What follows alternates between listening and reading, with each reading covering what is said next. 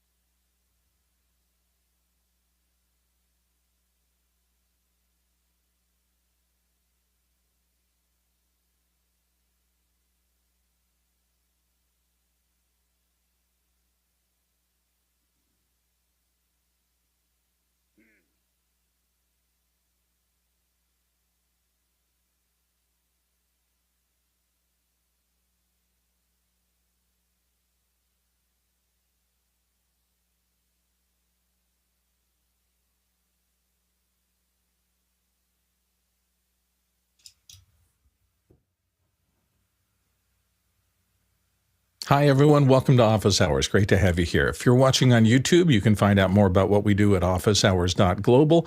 As always, we're here every day. Our first hour is a general discussion of production and IT-related topics where we answer audience-submitted questions. So you really do drive the show. You drive the content about what we talk about in our first hour and how long we talk about it, because equally as important as adding your questions into our Mukana interface, and you can find out how to get there by going to officehours.global.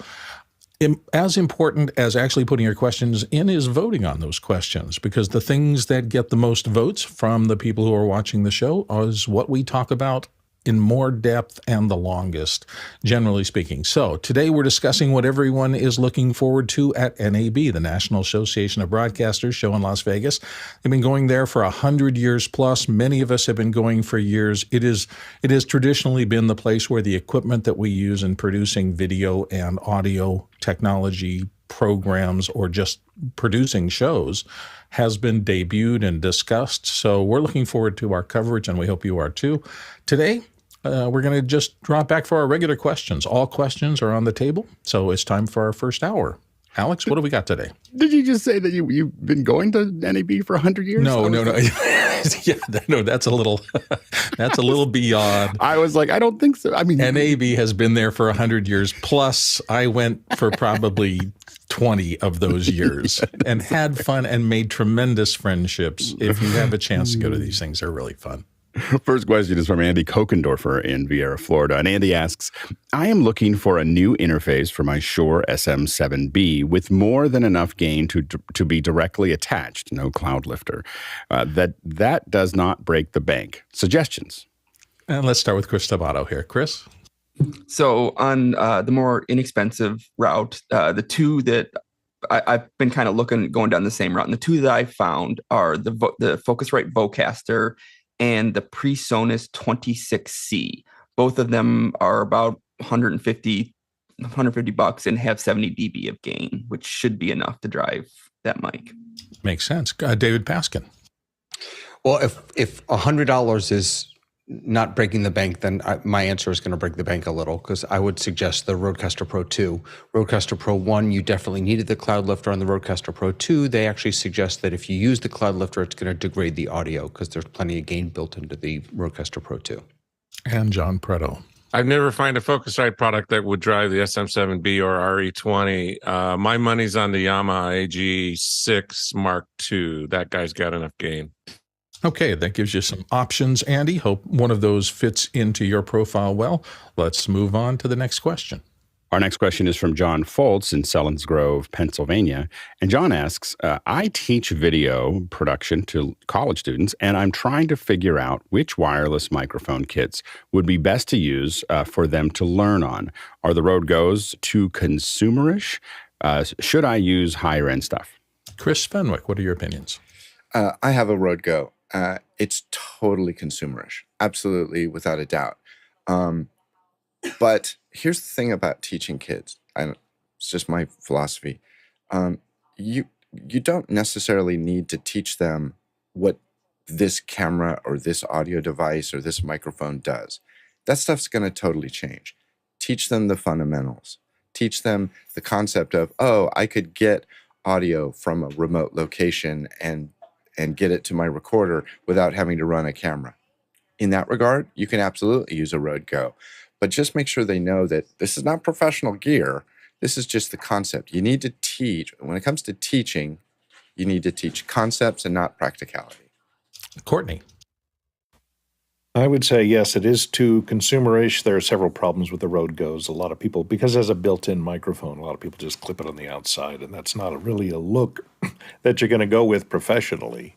So if you're going to teach, if it's a college class, you're going to get them used to working for like news organizations or dramatic plays or things like that. You're going to want something like maybe the Sennheiser GW112 or the G4A1 combo. These are body packs with a separate lavalier.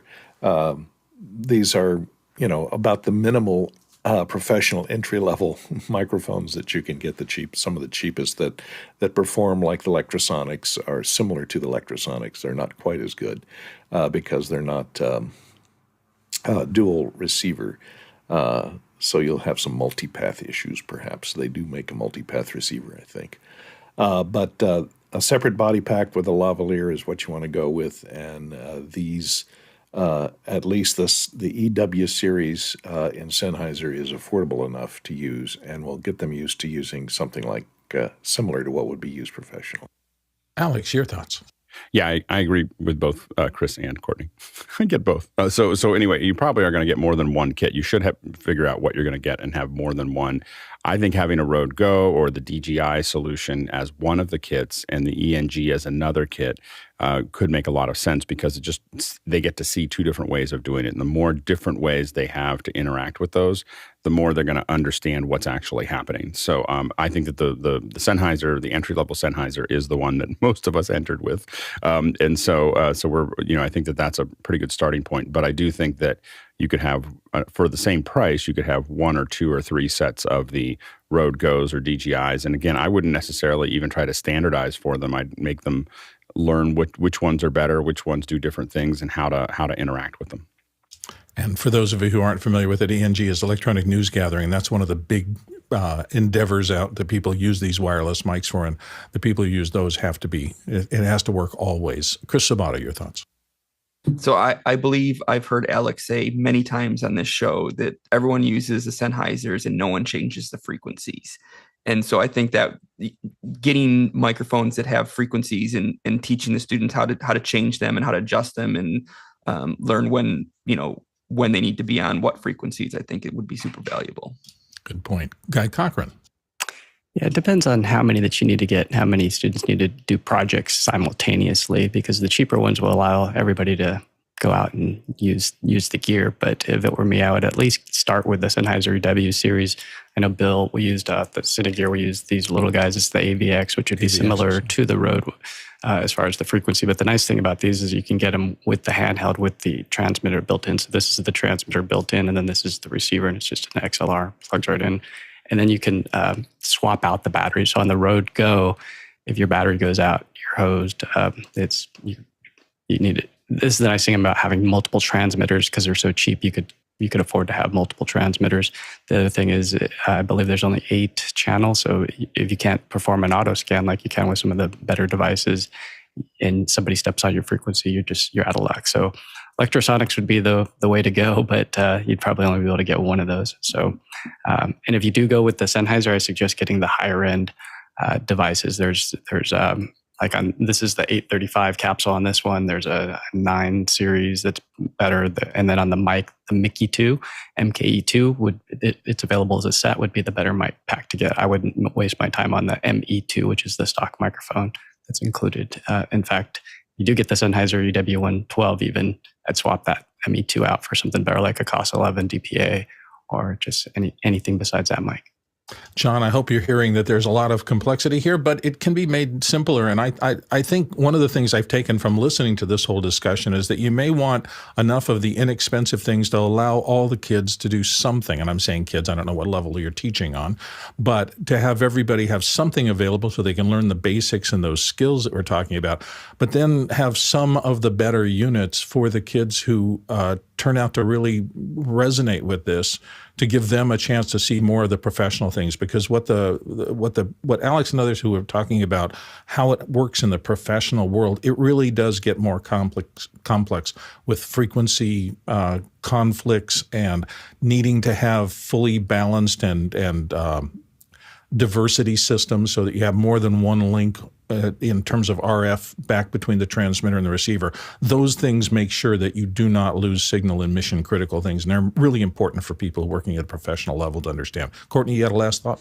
Yeah, just tip, if you are going to go with the least expensive 2.4 gigahertz type units like the DJI or the Rode Go's, put the receiver, get an extension cable, a short, 10-foot extension cable, and put the receiver up high above the heads of the talent, because that 2.4 gigahertz signal gets blocked by bodies. So if you're hiding the transmitter behind someone and the receiver's in front of someone, you could have dropouts. So if you put it up high, there's less chance of that. Good thought. Let's move on to the next question. Next question is from JB Windle in Thailand. And JB asks, both of the AI tools, Descript and Simon Says, have been talked about here on Office Hours. Which of these two services would the panel recommend for someone who is wanting to improve their workflow for podcasts and basic video interviews? John Preto's going to start us out. John? Yeah, I'm not sure of your workflow. I would say try everything you can and see what works for your workflow. I use MacWhisper for transcription right now. I found it to be the best, and it's free, completely free. But you just got to kick the tires of all these things and see which one works best for you. Alex? Yeah, I think that they're different workflows. Simon Says, I think, is really when you have an integrated workflow that you're already working inside of Final Cut, inside of some of an NLE, and you want to be able to send something out and get the information and bring it back in. I know that Simon Says does other things, but when I use it, that's what I'm kind of thinking through, is it's integrating with my NLE. I have to admit, our minds were kind of blown by Descript last week, and so a bunch of us are experimenting with it. I think that if I was just doing podcasts and I wasn't doing a lot of post work on it, I'd probably look at Descript, and I may even use that as a first pass for the podcast that I work on. Just to let people just go in and cut the things out that they want to cut out. Then we're going to go in and do the rest of the edit. And so I think that we're really looking at it pretty closely. So I would definitely play with both of them. But if you're looking for something to package, repackage all of your content and to build it out and be able to edit it via text and so on and so forth, I would look very strongly at Descript. Yeah, I believe Descript is a little unique in that it allows you to edit your text, and that will reflect and you can back do that to actually edit Says. the video. Oh, you will can it do do that? I guess I haven't ever used that circumstance of Simon. Okay, great. They're fascinating tools. Boy, we've come a long way. All right, let's go to the next question. I just want to say one last thing there that Simon Says is, I think, better integrated with the NLEs. That's what I was trying to say there. In Descript, the web tools are probably more developed. So it just depends on which one which way you're trying to go. Next question is from Craig Kadoki in Toronto, Canada. And Craig asks, will the Blackmagic Ultrastudio 4K Mini that connects with a Thunderbolt 3 USB-C connector work with an adapter to the Thunderbolt 2 on a MacPro trash can? Boy, test before you decide. I will say that I have a lot of circumstances where something that would be passed by the later Thunderbolt standards, and they are always increasing the amount of connectivity and data transfer of these things. Make sure it works in the field before you rely on that for something else. Let's move on to Guy Cochran for a second here. Guy? Yeah, it will not work. It's meant to use Thunderbolt 3. It will not. So, Alex, is that what you were going to say? What Guy said. There you go. It won't work. Let that one go. Yeah, I'm always really hesitant about using older technology because they change so much of the code in there. Yeah, I have the adapters to show it, but it doesn't work. Doesn't work. Okay. Craig, you got an answer. Let's move on to the next question. Next question is from James Fosling in Minneapolis, Minnesota. And James asks, I took a series of imprecise photos of a snowbank melting on my iPhone. How do I align images in Final Cut to create a video? Alex, give us a hand.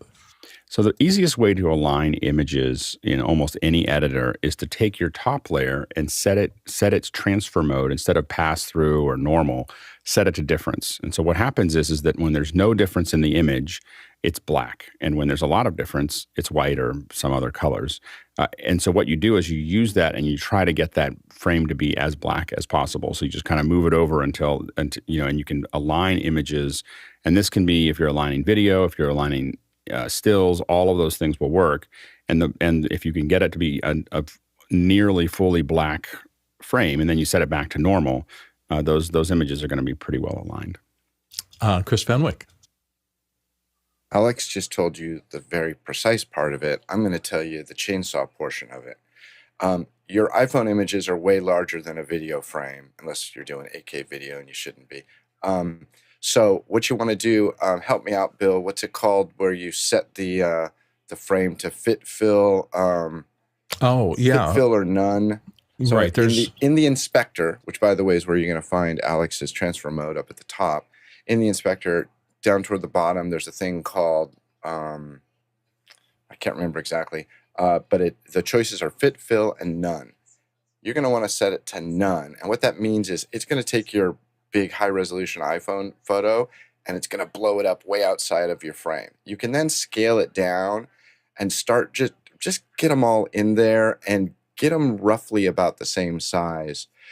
Take the one where you stood the furthest back or the closest, whatever, that's going to probably be your key, and then just get them rough. Then you can start do the fine tuning that Alex is talking about. But understanding fit, fill, and none is super important, and it's one of those first things you need to learn about Final Cut when you're just getting into it. It's one of the most powerful. It's not even a tool; it's really kind of a backbone of Final Cut. And I should probably know what it's called. But what Chris is talking about is the metadata that comes in with the picture is going to tell the smart part of the software what are the dimensions of this thing. And if you say fill, it's going to assume that you want to blow up the picture enough to fill the entire frame. So no black bars on the top and bottom or no on the sides. That is fill. Fit is fit the whole frame in there, even if you have to leave those black bars. And none says just take the original thing. I don't care how huge it is. Bring that in 1-to-1 pixels, and then you can do your scaling yourself. So those are the three modes of import in Final Cut. And Chris is exactly right. Knowing that is pretty fundamental, because if you do it at the beginning of your workflow, you never have to mess with it for the rest of your workflow. So it's one of those things you should set really up front. And it's called spatial conform. Thank you. Spatial conform is understanding spatial conform in Final Cut is key to solving a whole bunch of headaches. Learn it. It just saves you tons of time later if you bring them in right in the first place. Let's move to the next question. Next question is from Samuel Nordvik in Norway. And Samuel asks, do you update your non-smart devices with the latest firmware if they work perfectly fine and do not have any issues? Courtney, help us out. I'm trying to figure out what a non-smart device is that has firmware in it, but I guess something that doesn't update itself automatically, maybe. I usually go ahead and do the update, but I'll look at the change log. When they publish a new version of the firmware, I'll look at the change log to see what they fixed, because just because it works fine for me now doesn't mean I might try and do something with it in the future that there was a giant bug in the version that I had that I never encountered before that they fixed in updated versions. And sometimes version updates are incremental, and if you try and go from version 1 to version 2.6, it may not work very well because there was something in the middle that it needed if there were incremental updates. So I usually try and update them if I know I'm going to be doing something different with the device that I'm using right now. Alex. Yeah, I think it's that I do it occasionally. Like it's usually I would love to say that I do it all the time, and but I mostly do it. I remember that it might have something new, and oftentimes it's just that it might have some new features. I am looking for new features usually as far as bugs, but I have to admit that many things that I have don't get updated for years. If they're working, I have a tendency not to move them. Let's move on to the next question. Next question is from Brett Ballou in Appleton, Wisconsin, and Brett asks, now that Amazon CodeWhisper is finally available with a free tier for everyone, no longer just AWS customers, will it have a fighting chance against GitHub CoPilot as a companion for coding in Python, Java, JS, C, SQL, and other popular languages? John Preto, what say you? Let the races begin. Yes, everybody's going to get in this game, and AI is going everywhere. I'm going to go play with this, and I'll let you know. But IBM, Oracle, Microsoft's already got Open API integrated in. So you're going to see lots of offerings from all of the big players. So we'll see. I find that so fascinating that computers are so smart and AI and in the cloud is so powerful that it actually can write code in circumstances, sometimes off a voice prompt. That just seems like we're living in the future now, but it's very cool. So keep your eyes on it and hopefully you'll find a tool that can do exactly what you want the right way. Let's move to the next question. Next question is from Henry Ramos in Yonkers, New York. And Henry asks, what's a reasonably priced headworn mic for a local band singer? Not enough budget for a DPA, unfortunately. Alex, your thoughts? Yeah, there's a handful of them. We really like, obviously, the DPAs, but the DPAs are not necessarily the best for concerts anyway. They're really designed for people who are speaking for the most part. The one that a lot of singers use is made by, of all things, Crown makes one that is kind of well known. I think Garth Brooks made it popular, and so it's a really popular one. It's a little less than the DPA, but it's still expensive. But that is the one that we see as the most popular one for many artists at a much more affordable rate. You can look at things like a Shure SM-35. It's a headset. It's still pretty big and bulky, but it will hit there. The really small ones, like a Shure MX-153, is really small, but again, more for speakers. I don't think that you're not looking for a small. Typically, you're not going to look for a really small device when you're trying to sing for most things. Because they're going to pay a lot of money if you're going to get a high quality head for it. So those would be things I would think about. Keithley is modeling the Crown CM311A, I believe, for us. So I don't know if anybody can switch in the back end to him, but it's a lovely view. David Paskin. I was so happy to have one right here. Yeah, I was just going to say Jeff is modeling it. So I think before Garth made it popular, it was we used to call it a Madonna mic because she used it, and so I've used the Shure one when I've been performing, which is kind of the cheaper version, I think, of the Crown, and it's what I love about it is that it's. It because it's bulky, it's solid, like it stays in place. It doesn't really go anywhere. When I have been wanting something a little more discreet, I've gone for the oh goodness gracious, the Countryman version. H6? Yeah, which or a knockoff thereof, because Countryman tends to be very expensive. And those are really nice, but because they're so tiny, they're not quite as sturdy on the face, I've found. Jeff Keithley. I think so much depends when you're talking audio. Haven't done it many years myself from when this was made. So it's been around a while. The difference is the diaphragm size, as you notice here, and this is the reason why they were used in live environments, is because you could get it right in front of your mouth. It had a huge diaphragm compared to other headsets where there weren't a lot of good ones out at the time. It sounds fantastic, but the off-axis rejection is just amazing. I would never put a headset practically on any singer right now unless they were in a Broadway stage situation. That would be the only reason. And then you're talking a much better microphone than anything low end, like under $1,000. And since we talk about theory here a lot, one of the reasons that these are so effective is that it puts the microphone capsule literally half an inch from your mouth. And we talk about the inverse square principle a lot. If you're looking to achieve gain before feedback in a live performance circumstance and just want high fidelity, that closeness of the microphone just pays huge benefits. Every doubling of or cutting in half of the distance between the mic capsule and your mouth gives you 4 times more signal to noise ratio positivity, and it's just a really good thing. Let's move on to the next question.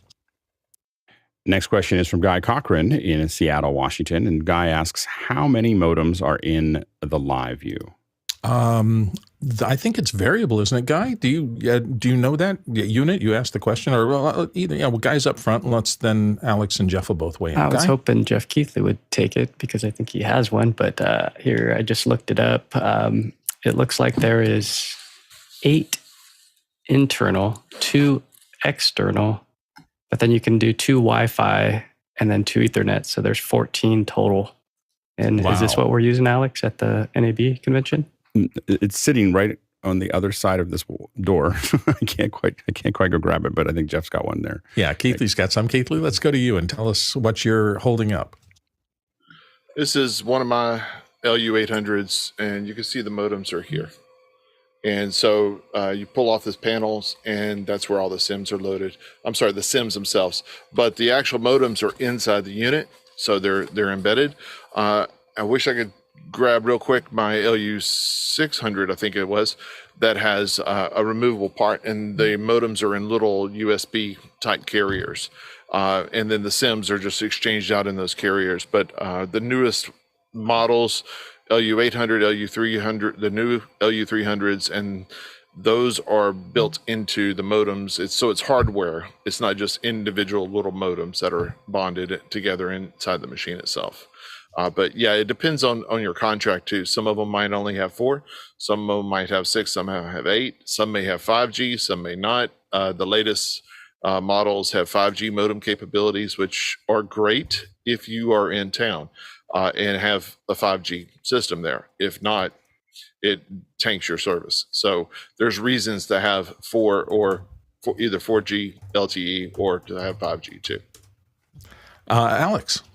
Do they still make the extender, Jeff? Yes. So and then they still use that? Because what we used to use, I mean, so I used to have 2 600s, which are considerably larger than the 800. When the 800 showed up this week that we're using, that LiveU's lending us, I was like, this thing is so small. Are we sure we got the right one?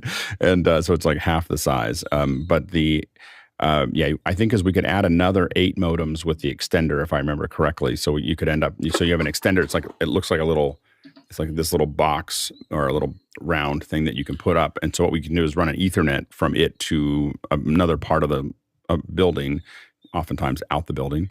And then we'd have, it would bond all of that cellular together. So it would do those. And then you could add the Ethernet. One of the things we're looking at for some of our future projects that we may use a LiveU for is the LiveU and then putting a Starlink on. Have you played with that at all, Jeff, to use Starlink as an Ethernet source? Yeah, last year, the Pikes Peak race that we worked with 090 on, that was the first time out that we used it in production, and it saved our bacon for a couple of days while we were getting the microwave links up. So absolutely, yes, we use Starlink all the time. Well, actually, no, the first one was John's rocket launch. That was our Hail Mary that we ran in with 2.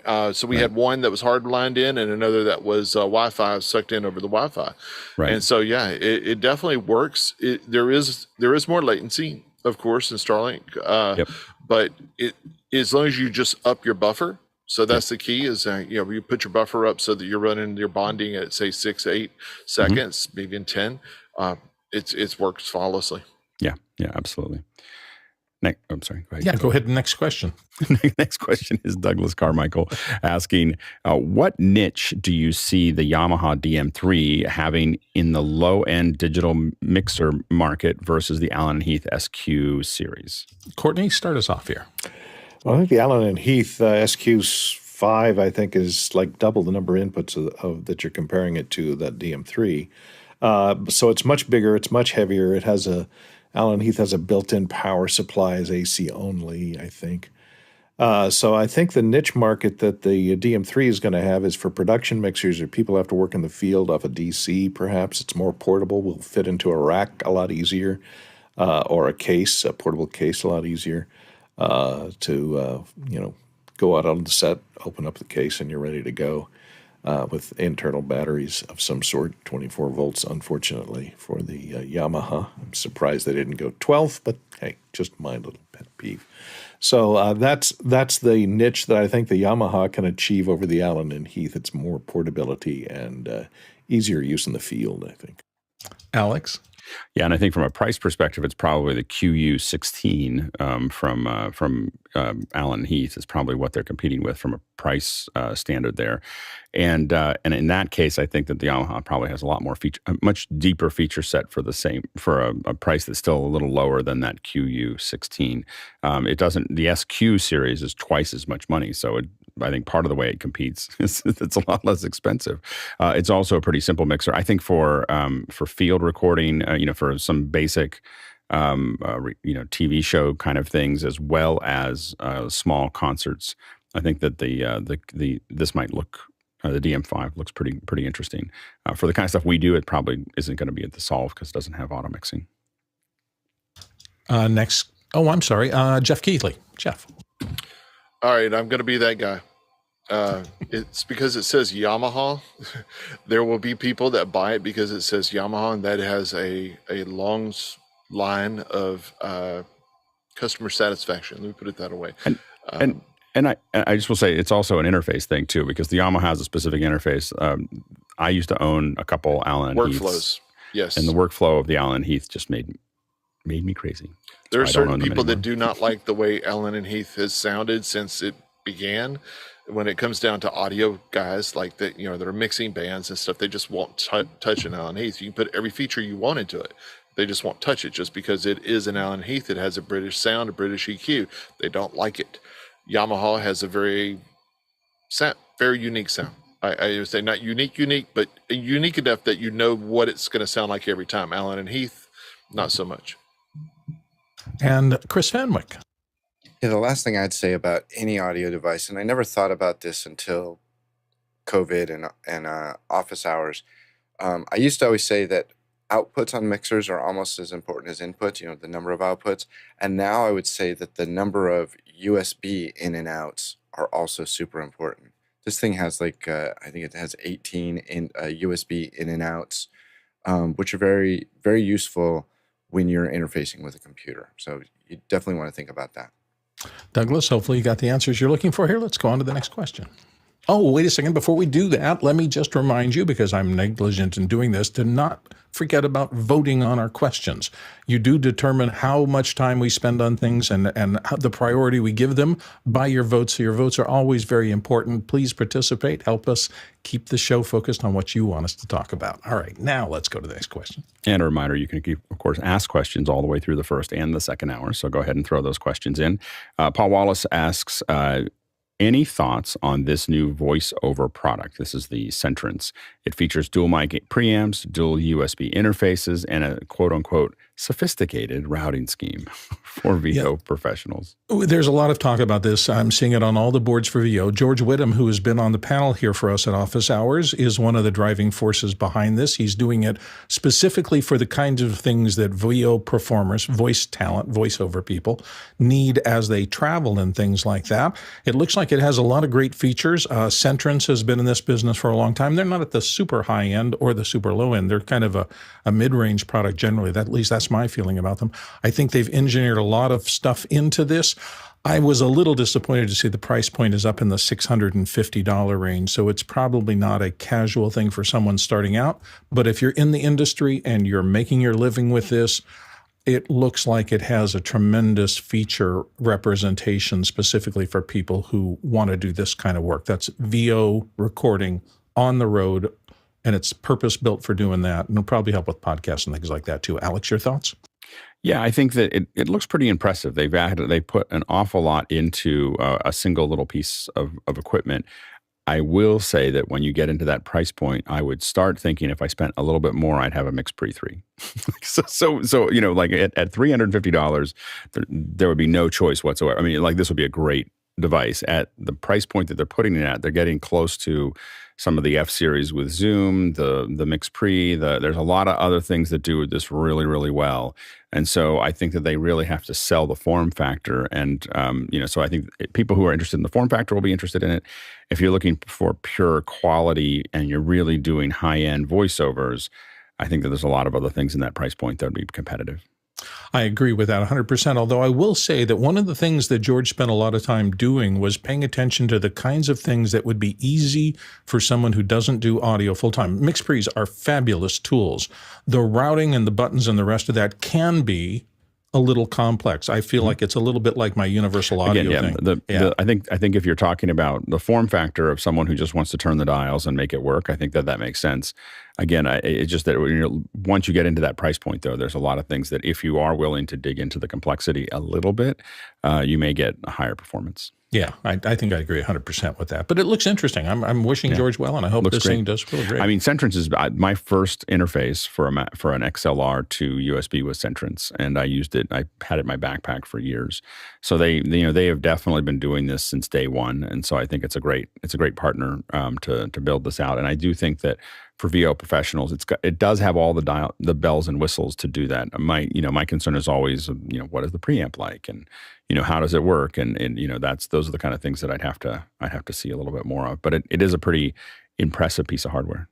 And I will say it's not a Kickstarter kind of thing normally, because Centrance is a solid company. They've been there for a long time, but they are doing a limited run of these.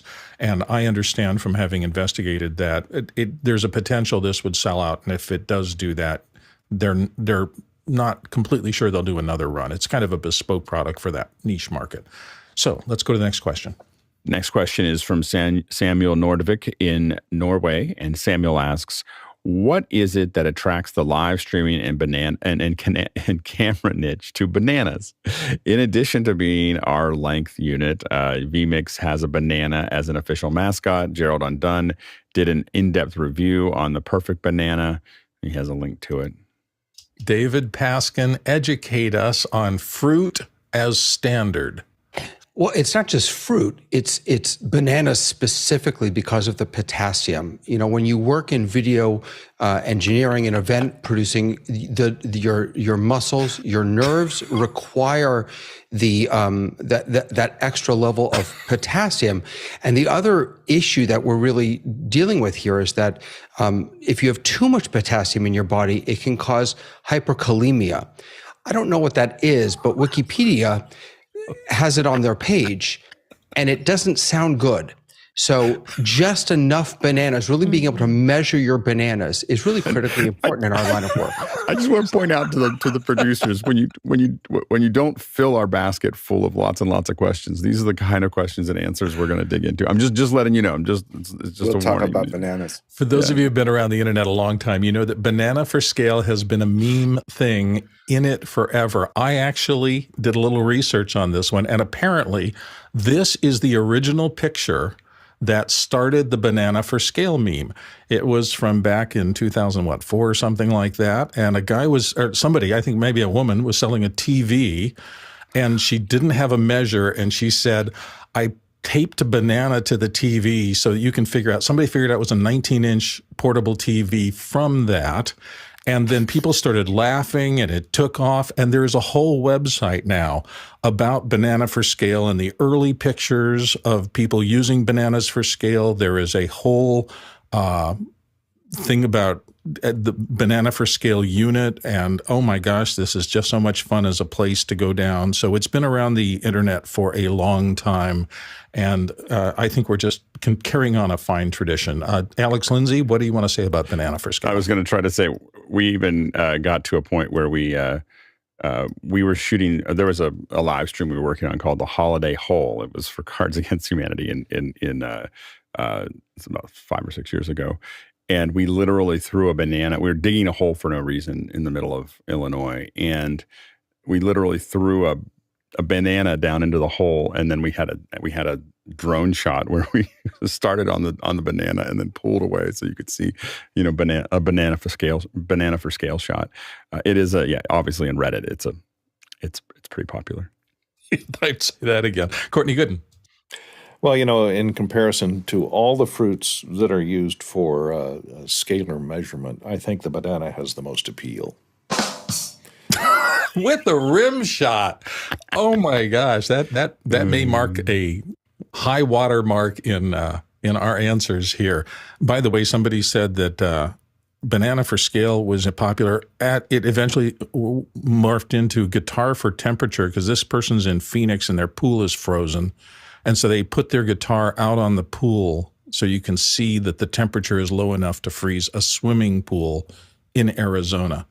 It's just crazy people. Let's go on to the next question. All right. Next question is from Guy Cochran, and he asks, what's new with NDI? Jeff Keithley, take us into this. Deep breath. Not much. This last announcement was more about partnerships and further developments in the SDK, the advanced SDK. There's nothing technology wise that's really big changes. It's more just about hey, look at all these other people that are using it. It was pretty big thing to throw in ROS in there, even though they've been using NDI for years with Expression or been capable with it. But yeah, it's just not a whole lot of big steps yet. But there are some coming, but just not yet. Courtney, you had something to add? Oh, not on NDI, no. Sorry. Oh, I'm sorry. I'm sorry. I got that wrong. David Paskin has something to add, and so does Chris Sabato. So Chris Sabato, take it away.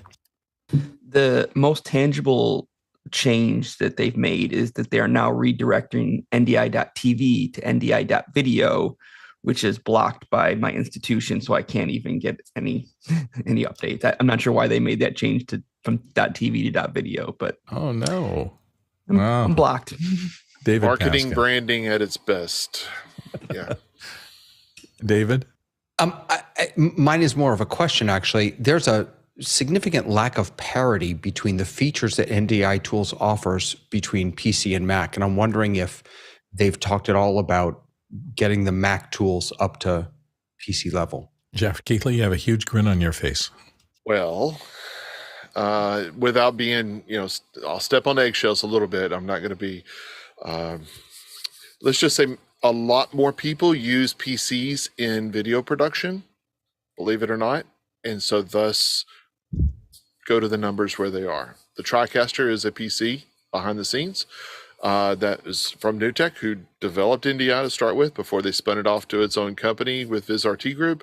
But the reason for that is because it was developed for a PC. Macs have a different ecosystem. They have a different way of doing things, and they prevent a lot of things that can be done on a PC. They prevent it from being able to be done on the Mac. So if you're looking for tools on the Mac, always check out Sienna. Sienna is basically building their stuff on a Mac first, or really it's on Ubuntu. So it's on a Linux kernel first, and then it's ported over to Mac because that's a little more similar, and then also PC too. But if you're looking for Mac tools, then look at Sienna because that has the largest amount of it. But be prepared to pay because they are a business and they're trying to stay alive. But yeah, the biggest thing is it's numbers. There's way more PCs out there being used in video production than Macs. Alex. In live video production specifically. I'm not talking about editing. Alex? Yeah, it'll be interesting to see. There's Jeff's right. There's a layer of video production that's using vMix and TriCaster and everything else that is very PC heavy in that area. And so there's so that in that layer there's a lot of it's really like 90% PC because it's usually vMix or TriCasters to do that, or OBS. And OBS doesn't run that well on a Mac in my opinion. And then obviously those are there. And so I think that is correct. I do think that it's for NDI, it's creating some openings because we're starting to see pickup with other things. So in my world, there's more and more talk about what support people want to put around 2110 and even Dante AV. I believe that AJA just released new products for Dante AV yesterday. And so I think that, and those cracks are really opening up because Mac users don't find the same support in NDI. So it's with any of these things and with the performance of the M1s now, I think that market than it is right now because NDI has a huge percentage of the market at the moment, but it could get splintered. Not so much it would lose the market, but it would get much more splintered and much more complex if the Mac isn't supported more effectively in the near future. Courtney, I'm sorry. That's no. We're going on to the next question. My apologies. Next question. Next question is from Todd Rains in Allen, Texas, and Todd asks, I am needing some advice and learning on DRM, digital rights management. Can Vimeo allow customers to download a recorded video from my account, but not allow them to copy, move, or share it? Alex. That's heavy DRM. So just so you know, like being able to do that, I don't think Vimeo can do that necessarily. You can definitely get that kind of DRM with Apple TV and with some of the other devices, but you're not, and even now Chrome will protect it. So that if you try to record it, do a screen record, it'll go black. But the reality is it's almost impossible to protect your content once someone downloads it, even when you leave it up there. I can go, not that I would ever do this, but I could if I wanted to do an HDMI out of my laptop into a cheap HDMI to SDI converter, push it into a little recorder, and then I'm done. And that's with everything that's DRM'd out there right now. So I think that it's really, the reason I bring that up is that it is a I'll just say that trying to protect your video is a bit of a fool's errand. Like just trying to hang on to it, trying to hang on to the DRM. There's so many ways around it. You can make it inconvenient at mass. If you're doing something special, I think that what you want to do is build a relationship with you want to look at your video as your kind of your loss leader, your thing that people are going to get out there and watch, and that you're going to attract them to do that. But you really want to build the value around your community and around people who care about what you do and are willing to pay to make sure that you keep doing it. But I think that, and that's the way, I've been doing that model for almost 25 years now, which is that I push the video out. I don't try to protect the videos. There are a lot of people who paid for my products over the last 25 years, mostly just to support the cause. And the fact that they got copied, there was just, it wasn't worth, I decided it wasn't worth the effort. So it's really expensive and painful to do DRM, and then people will just get around it anyway. Courtney. Yeah, I agree with Alex. Friends don't let friends use DRM. It's if you want your customers to hate you for the rest of your life, DRM all of your content, because like Alex said, it's too easy to get around. Anything that you can view, you can copy. So if your eyes can see it, you can point a camera at it and copy it.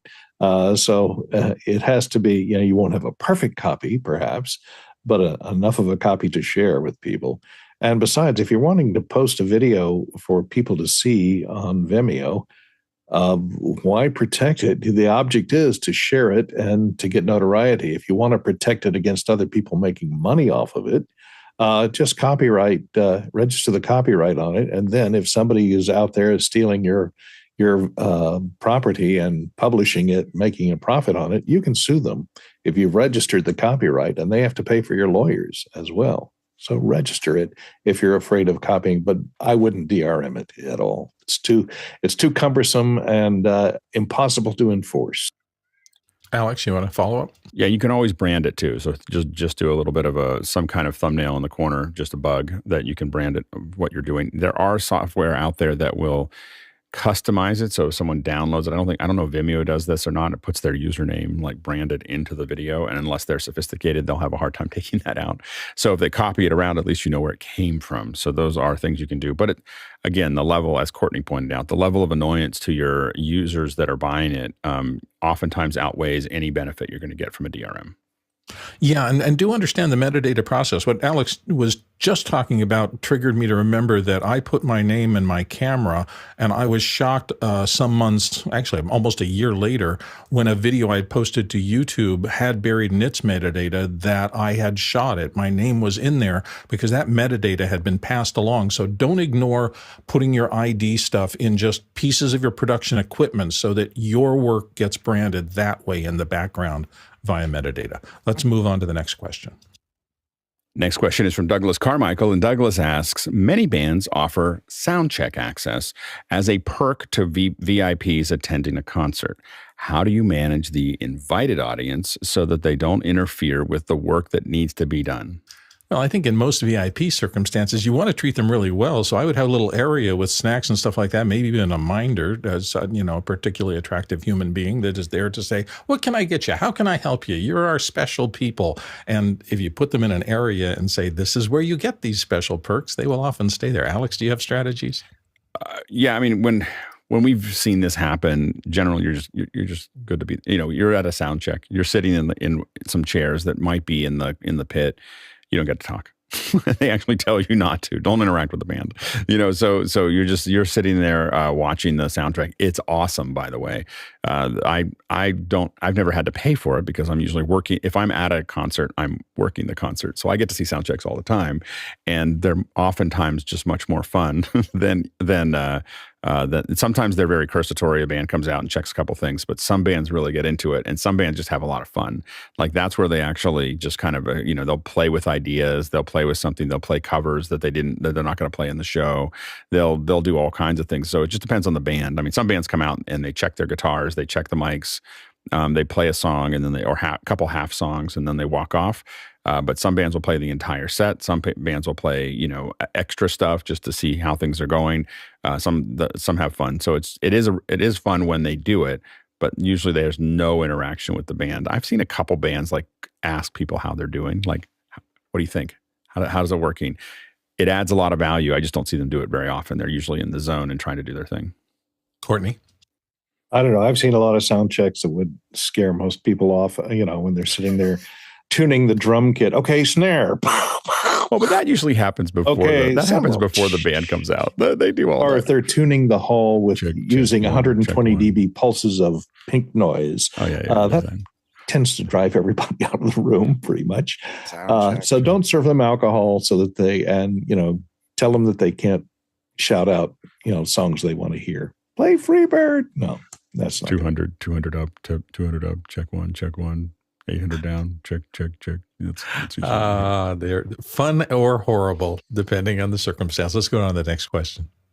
Next question is from Paul Wallace in Austin, Texas. Austin got the CMAs this year with record ratings. Do you think that they'll get them next year? They ended the Nashville run of these awards. Alex Lindsay. A lot of that'll depend mostly on the venue. The ratings, maybe will make a difference, but the thing that'll make the most difference is how easy was it to do it there?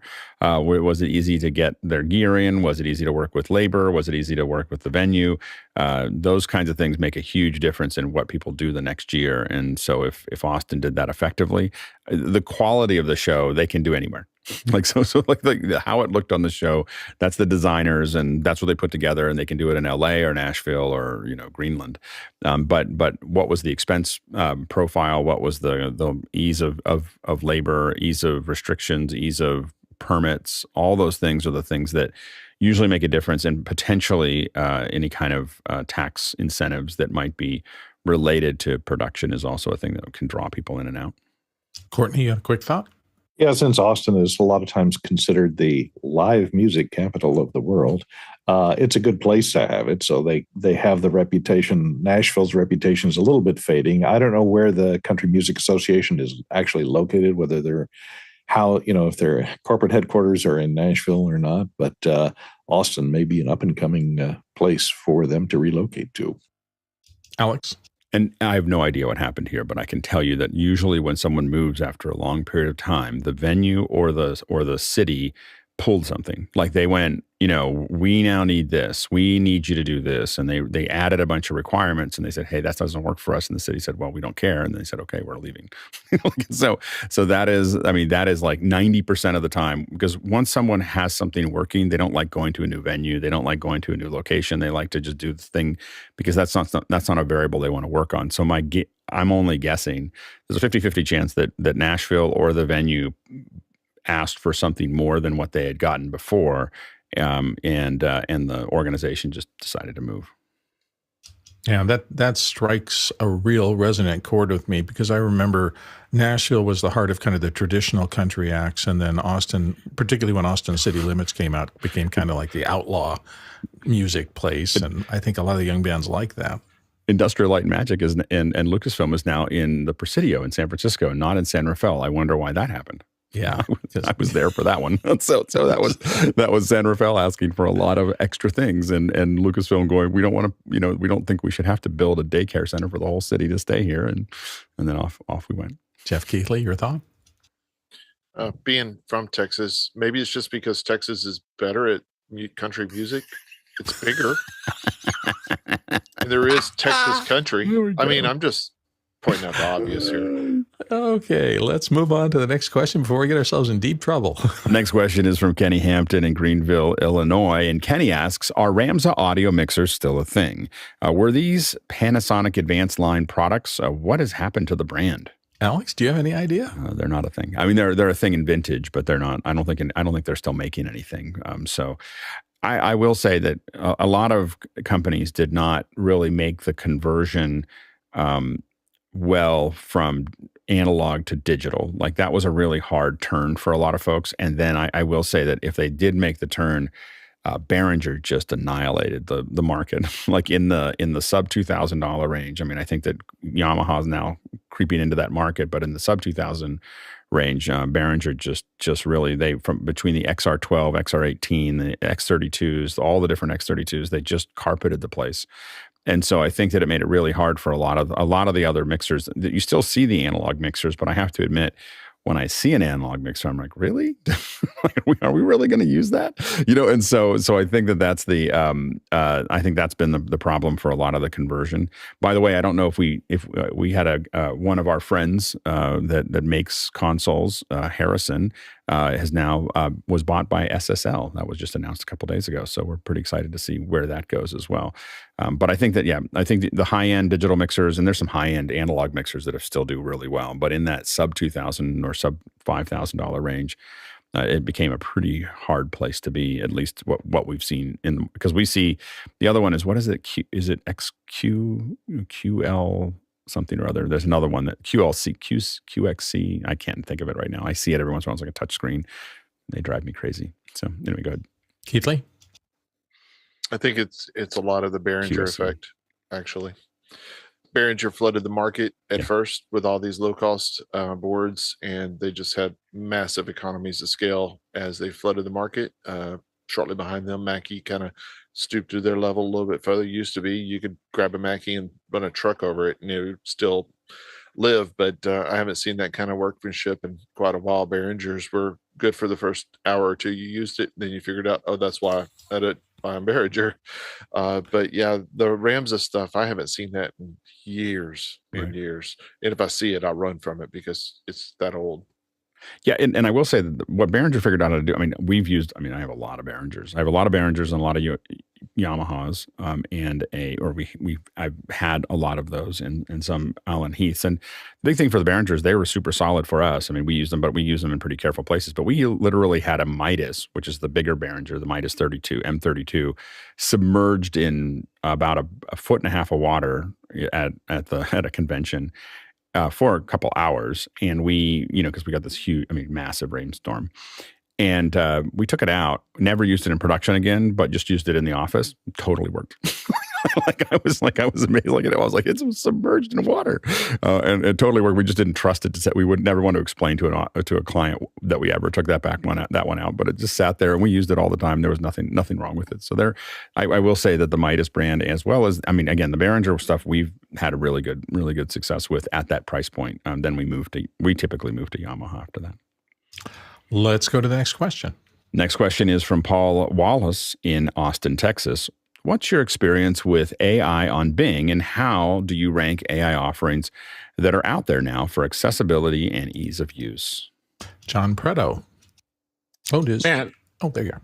Yeah, man, ease of use. When I go to Bing, it reminds me of GeoCities. All kinds of stuff pop up, and Microsoft rewards and all kinds of stuff. They just make it terribly hard to get just to a clean piece of AI. The OpenAI interface, their chat interface, is the cleanest thing out there. And they're both based on GPT-4. Microsoft had access to GPT-4 August of last year. I watched a seminar this weekend, and their research department was testing it in August of last year. And so everything that you see in Bing now is integrated as GPT-4, but still OpenAI's chat interface is the best I've seen. Courtney? I've been playing around with the Bing interface. It's available in all of their Edge browsers in this little corner thing that you punch up. If you go to bing.com, you have it there as well, and you can use the audio interface just to ask it a question. So it's pretty easy to use, and as Preto says, it uses GPT-4. But the way they have it organized, they have 3 different choices over here on the little drop-down when you hit the little Bing button. Bing! You got chat, which is kind of like what ChatGPT is. And then you've got a composed version where if you wanted to compose something longer and you tell it what your target is that you're going to be composing for, a Gmail, a blog post, etc. And you can set it the level of accuracy and the length, and how the different types of format that you want it to respond as. So it has and if you click Insights, it looks at whatever you have open in the Edge browser and gives you further insight using AI and a method to probe that question further using their AI engine. And it all uses GPT-4, so it's pretty easy to use, and it works cross-platform on everything. Alex? Yeah, I'm a big fan of the chat, the OpenAI's chat function is what I just leave that window open. Of course, I'm a Mac user, so I don't really think about. I mean, I'm sure that Bing works there, but I haven't opened Bing in a long time. David Paskin. I downloaded one of these extensions for Chrome that brings ChatGPT in, which I know I probably shouldn't have done. But it then prompted me to install something called Monica, which is really kind of neat. So you highlight any text on any website and click explain, and Monica using AI will give you an explanation of what that thing is. You can also translate it or summarize. It's a really nice integration. And it's very clean, very simple. I'm enjoying it. Interesting. I hadn't seen that before. I'm sure some people will be exploring that. Let's move on to the next question. We're pretty close to the top of the hour here. Next question is from Paul Wallace in Austin, Texas. And Paul asks, is it a good idea to make big, long lists of to-dos every day and make a lot of them really easy to do? Do you think this is a good idea? Hacking your own brain, David Paskin. Well, it's less about hacking your own brain and more about the satisfaction that comes from checking things off of your to-do list that you did. And I'm all about that, but I'm fundamentally against to-do lists because if it isn't on my calendar, it doesn't get done. And so everything I have to do, I schedule it I put it somewhere on my calendar for the day. I'm also one of those freaks that likes to have a zero inbox at the end of the day. But if to-do lists to me, they could just sit there. A lot of people use Notion to create, to-do lists, things I'd like to do sometime in the future. No, today, what do I have to get done? When am I going to do it? Move on. I would struggle to decide whether to put wake up or breathe first on my just check it off to have a fun day. Anyway, we're at the top of the hour, which means that it's time to turn our attention to our second hour topic today. And today we're going to be talking about our predictions for NAB. So this is the time for both. We've got some things coming in terms of questions from those of you who are producers out. And we encourage that. Please give us some suggestions of what you've been thinking about. NAB should be a big deal for us here at Office Hours this year. We've got a tremendous crew going. We're going to try some brand new things. We'll be crawling all over the things. And if you have seen something or read about something or have taps to individual parts of our industry, I mean, we cover a lot of different technologies here with audio and video and production things and grip gear and Lord knows what. So in any of those areas, we encourage you to toss some questions in, give us some thoughts. I'm going to send it to Alex here to talk about some of the plans that he has made and kind of what his vision is for this. But this is your chance to maybe get ahead of the curve and get the crew focused on some of the things that are of most interest to you. So, Alex, what are we going to do here? Yeah, well, let us know what people think that we should cover there. So, and more than what our production is, we'll talk about that another. We're really looking at what the, as we look at predictions of what we think is going to happen at NAB or things that we're tracking. Of course, NAB started, it started this week. So Sony's released some new chips, which we're pretty excited about, 44 megapixel chips that are pretty amazing. So we should see those ripple through the system over time. We do think that Sony may have more cameras to show as we go into NAB, but we're not sure when that'll actually happen. AJA, of course, released some updates for some of their hardware, as well as some new Dante products. We talked about Dante AV products that they're using for transport. And we also, have heard rumors that 2110 is going to be a bigger deal this year. So we're going to see what that looks like. We'll see what those announcements look like. It'll be interesting to see. A lot of folks aren't doing the press events that they used to. So it's interesting also to see what the trend is there. A lot of videos are getting released. A lot of people are putting out the releases, but we don't have that kind of in-person press conference thing with as many companies. So it'll be interesting to see how that actually works. But I think that as a trend, as we look for trends, I think we are going to be looking. There's a lot of remote production. Sony pushed another big push for that as well. So remote production, I think, is going to be something that a lot of people are interested in. I think that Zoom is going to probably talk about things tomorrow. We know that because Andy's coming to join us. So my prediction is whatever's going to happen with Zoom for NAB is going to happen tomorrow in our show. So anyway, so I think that's going to be exciting to see, what they've been working on as we get ready for NAB. So that should be an interesting show tomorrow. But yeah, I think that there's, things I'm looking for, of course, are remote transmission. So more things related to whether it's cellular or satellite or SRT, Zixi, those kinds of things I'm going to be paying a lot of attention to as I go out there. More capture devices, so whether it's audio or video, wireless transmission. We're going to be really interested to see, what Teradek releases next week.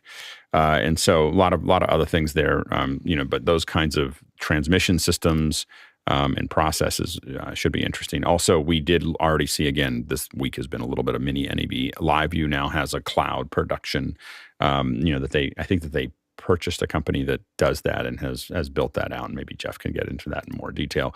But that looks really interesting. I think we're going to see more and more of how do you do production in the cloud. And so we're going to see the tools are still pretty rudimentary, but they're getting better. And I think that over the next couple of NABs, you're going to see it, really become a big focus for what people are looking at.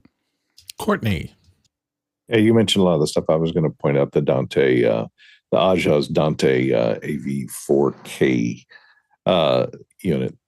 It's like that's the transmitter. Now you need one for transmission and one for reception. So together you're going to drop about $5,000 on that little Dante interface for audio and video from Aja. So it's kind of pricey entry point. I don't know if they're going to come up with anything cheaper, but that would be a good market for people to have a fairly low cost piece of hardware to interface Dante AV into your system. But since you got to buy the Audinate chips, I don't know how cheap they're going to actually get. Jeff Keithley, what are your thoughts? I've been thinking a lot about NAB this year. Actually really excited to go. Last year it was kind of a last minute thing thrown together, but this year I've been watching a lot of vendors and I've actually made appointments, which I've never done in the 20 plus years that I've gone. I just kind of floated around. 5 of those years I was doing trade shows for New Tech, so it's a little bit different then too. But in the last 5-6 years, I definitely, when I've gone, I've just kind of like floated and, hey, what's new kind of thing. But I've actually made appointments with vendors like, look, I need an hour of your time. We need to cross a bridge. And I'm looking forward to those meetings. And again, last year was kind of like the great meetup. It was kind of like, hey, everybody just kind of seeing people, getting back to know those people that we've missed. Maybe we may have seen them on Zoom, but it's just that personal touch.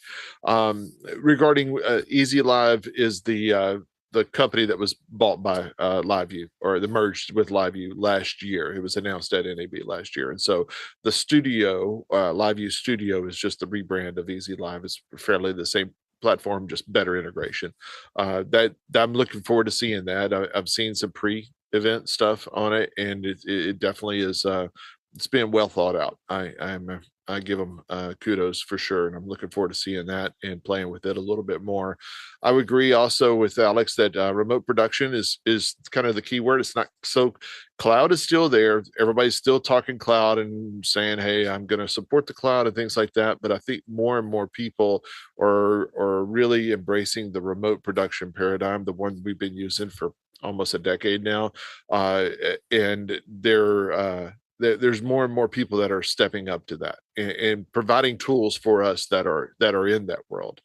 So I'm looking forward to seeing some of those tools come to play that I've been waiting for a long time, like better IP accessible KVMs, for instance. That's one of my big things I'll be looking for.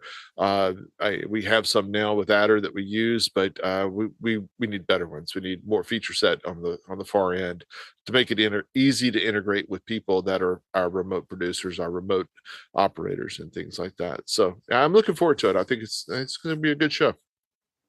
Alex, you had a follow-up. Yeah, other things that we're looking at as we kind of go through that is on the higher end, we're going to see some larger a lot of 8K stuff is starting to float out from production. So we've got lots of TVs that flooded the market last year, but really, production has been behind. So we're seeing that happening. Another trend to watch is high frame rate. So HFR is coming up to speed, and so we're seeing.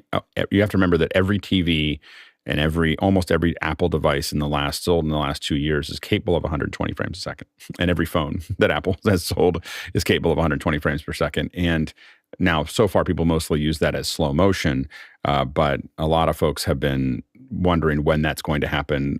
A lot of these cameras are all coming up to 120 frames per second.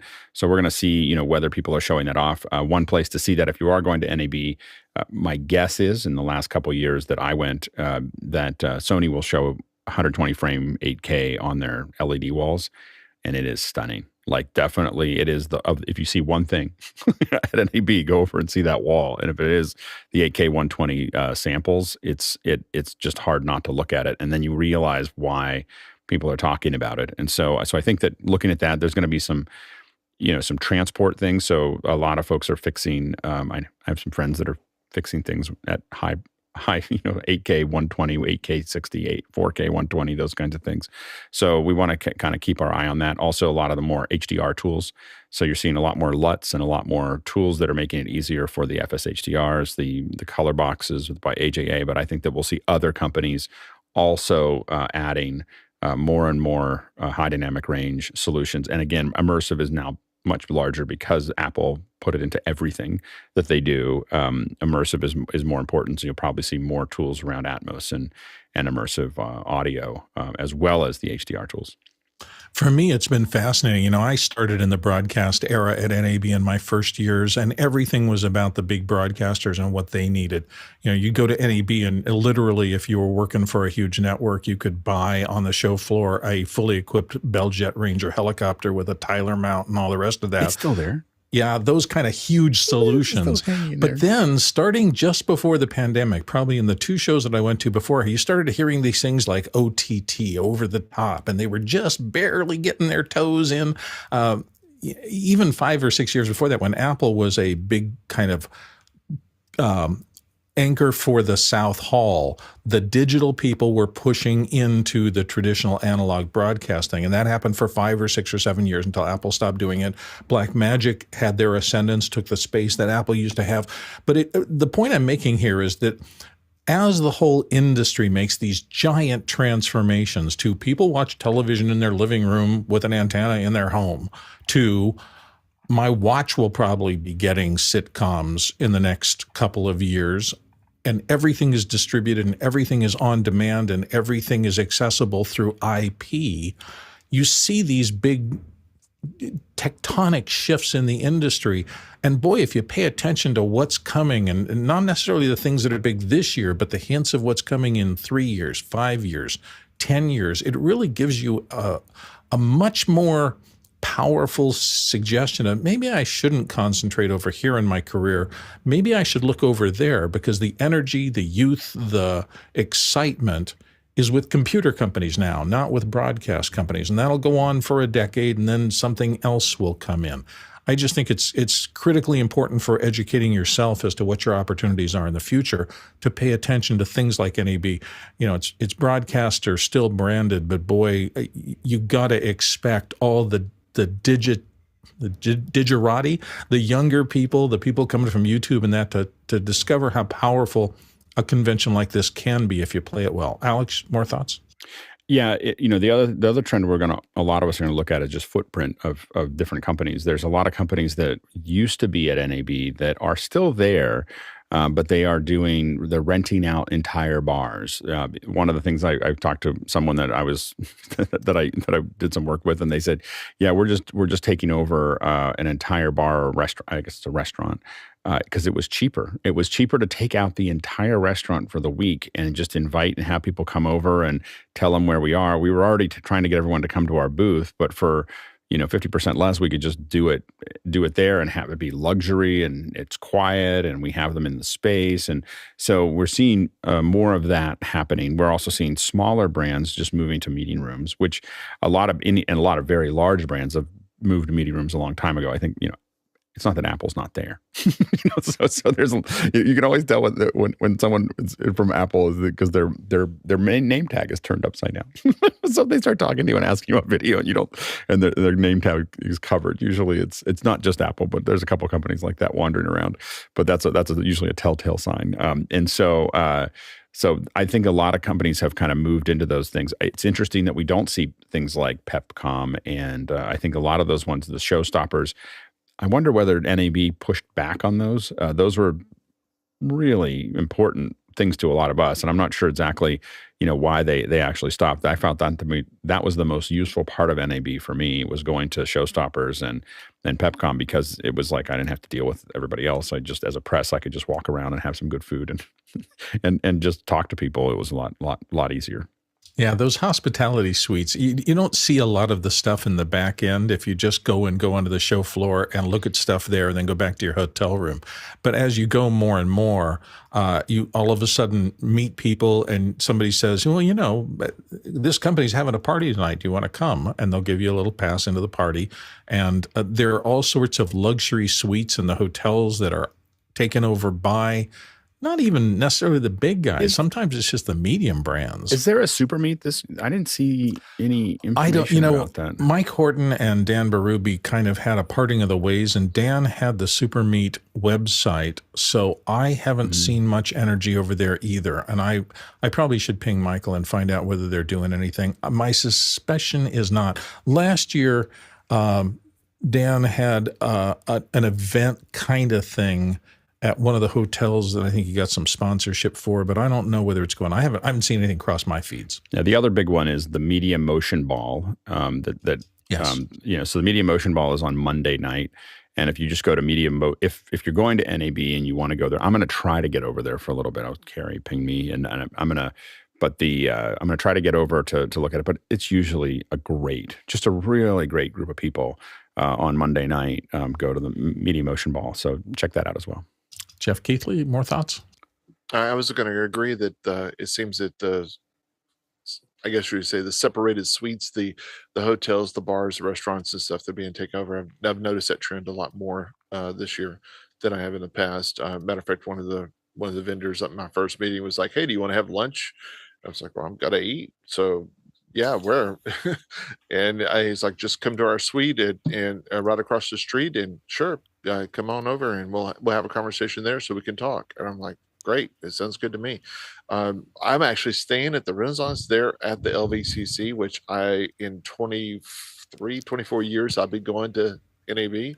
Never ever thought I would get into there, and I booked it, and I was like, "Really? Okay." Yeah. I don't expect it to be great, like a amazing hotel or anything like that, because I know it's been there forever, but it's close. And I was like, I could actually walk to everywhere instead of depending on if it rains, you won't even get wet. You're attached to the convention center. I will say the Renaissance is a lot better than the Westgate, which is where I'm staying.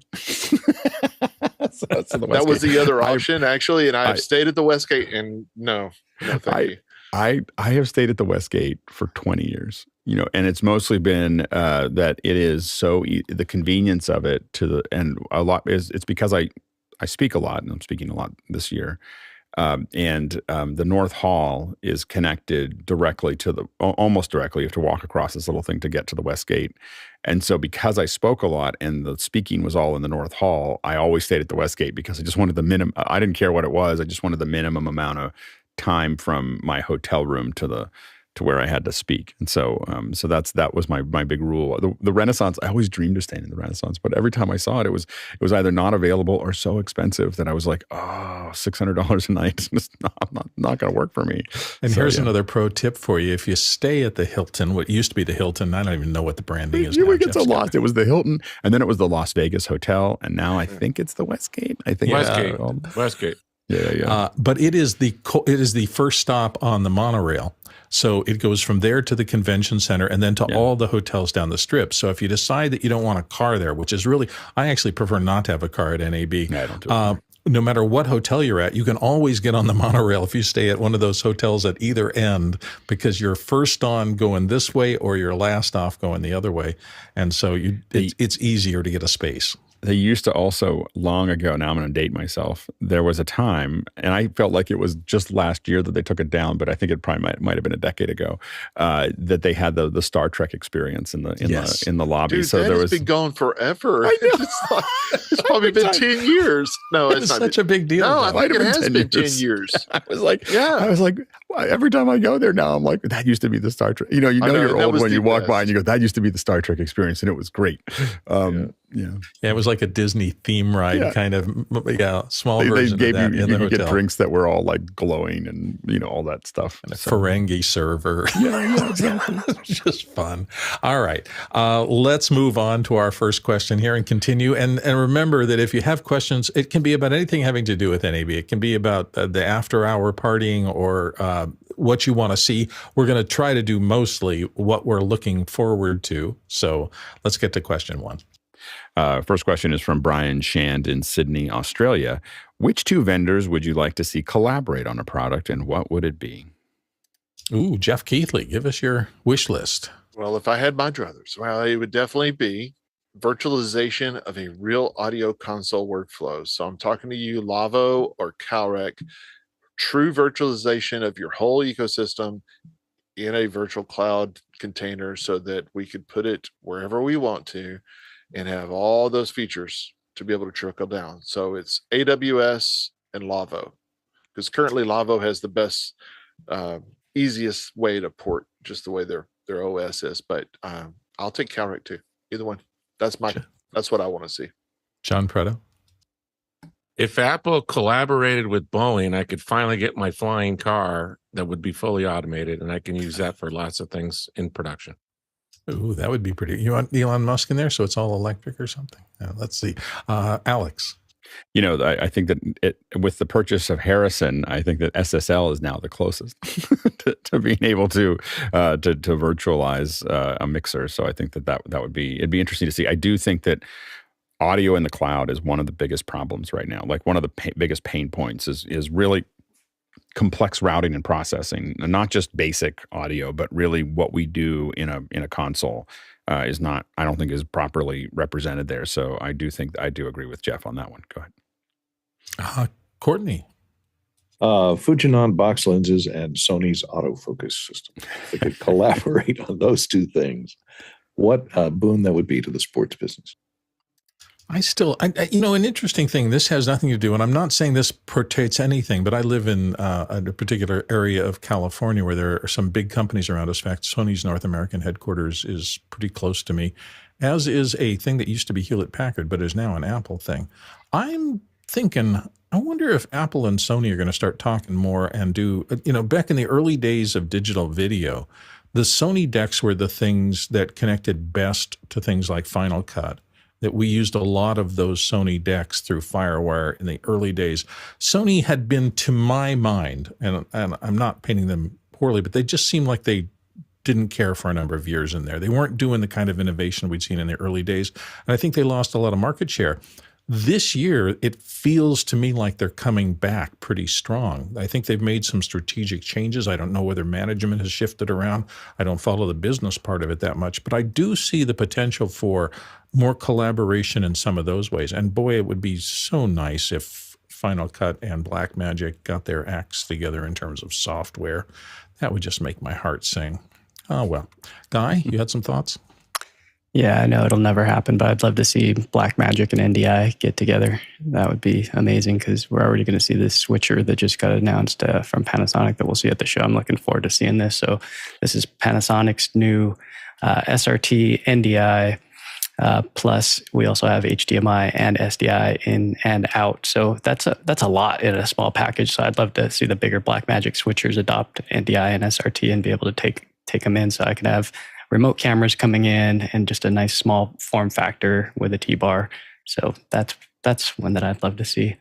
Another one, which, let me see if I can pull it up here, which we will see at the show, a Blackmagic studio camera on a PT. Oh, look at that. That's head.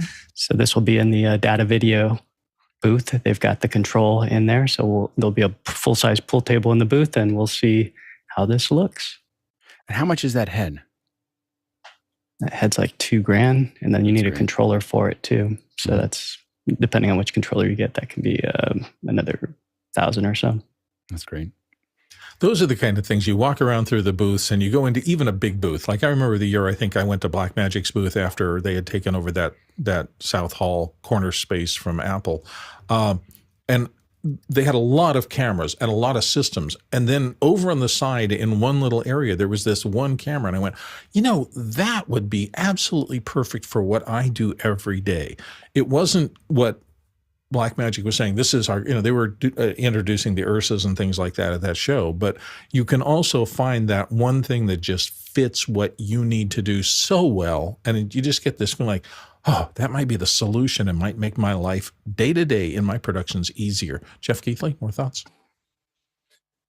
I would be amiss if I didn't say I am excited to see in person some of this stuff. My friends at Mark Roberts is debuting. They bought a company called Slide Camera earlier, basically almost 12 months ago. And Slide Camera makes a lot of grip equipment and also sliding rails systems. And they have a new telescoping column that is part of their ecosystem now that is going to be really nice to be able to pair that with a rail and get some really creative moves, right to the point of what you almost could get with a robot on rails, with like an arm on rails. And it also, another client vendor friend of mine too is VMix Studios. We had them on a while back. We had Tim on, right? Yep. Go see Technologies, I think. Yeah. Yes. They have the big LED volumes. They have 4 different studios. Actually, they're up to like 20 now with their associate studios. And go see their View experience partnership with MRMC. It's going to be in the middle. I think it's right in the middle between South and North Hall, like it was last year. And it's like you sit on a motorcycle, like a Tron bike, it looks like, I believe. And then it has the LED wall behind them, and you go through a little thing. It's just a free little experience. But whenever you break that down with everything that's going on, it's a really, really phenomenal approach of virtual production, not remote production, but virtual production. And that's, I still feel like that's probably the next thing besides remote production, cloud still being, thrown around. The next thing that more and more people are seeing is virtual production, because that's spilling over into a lot of TV productions.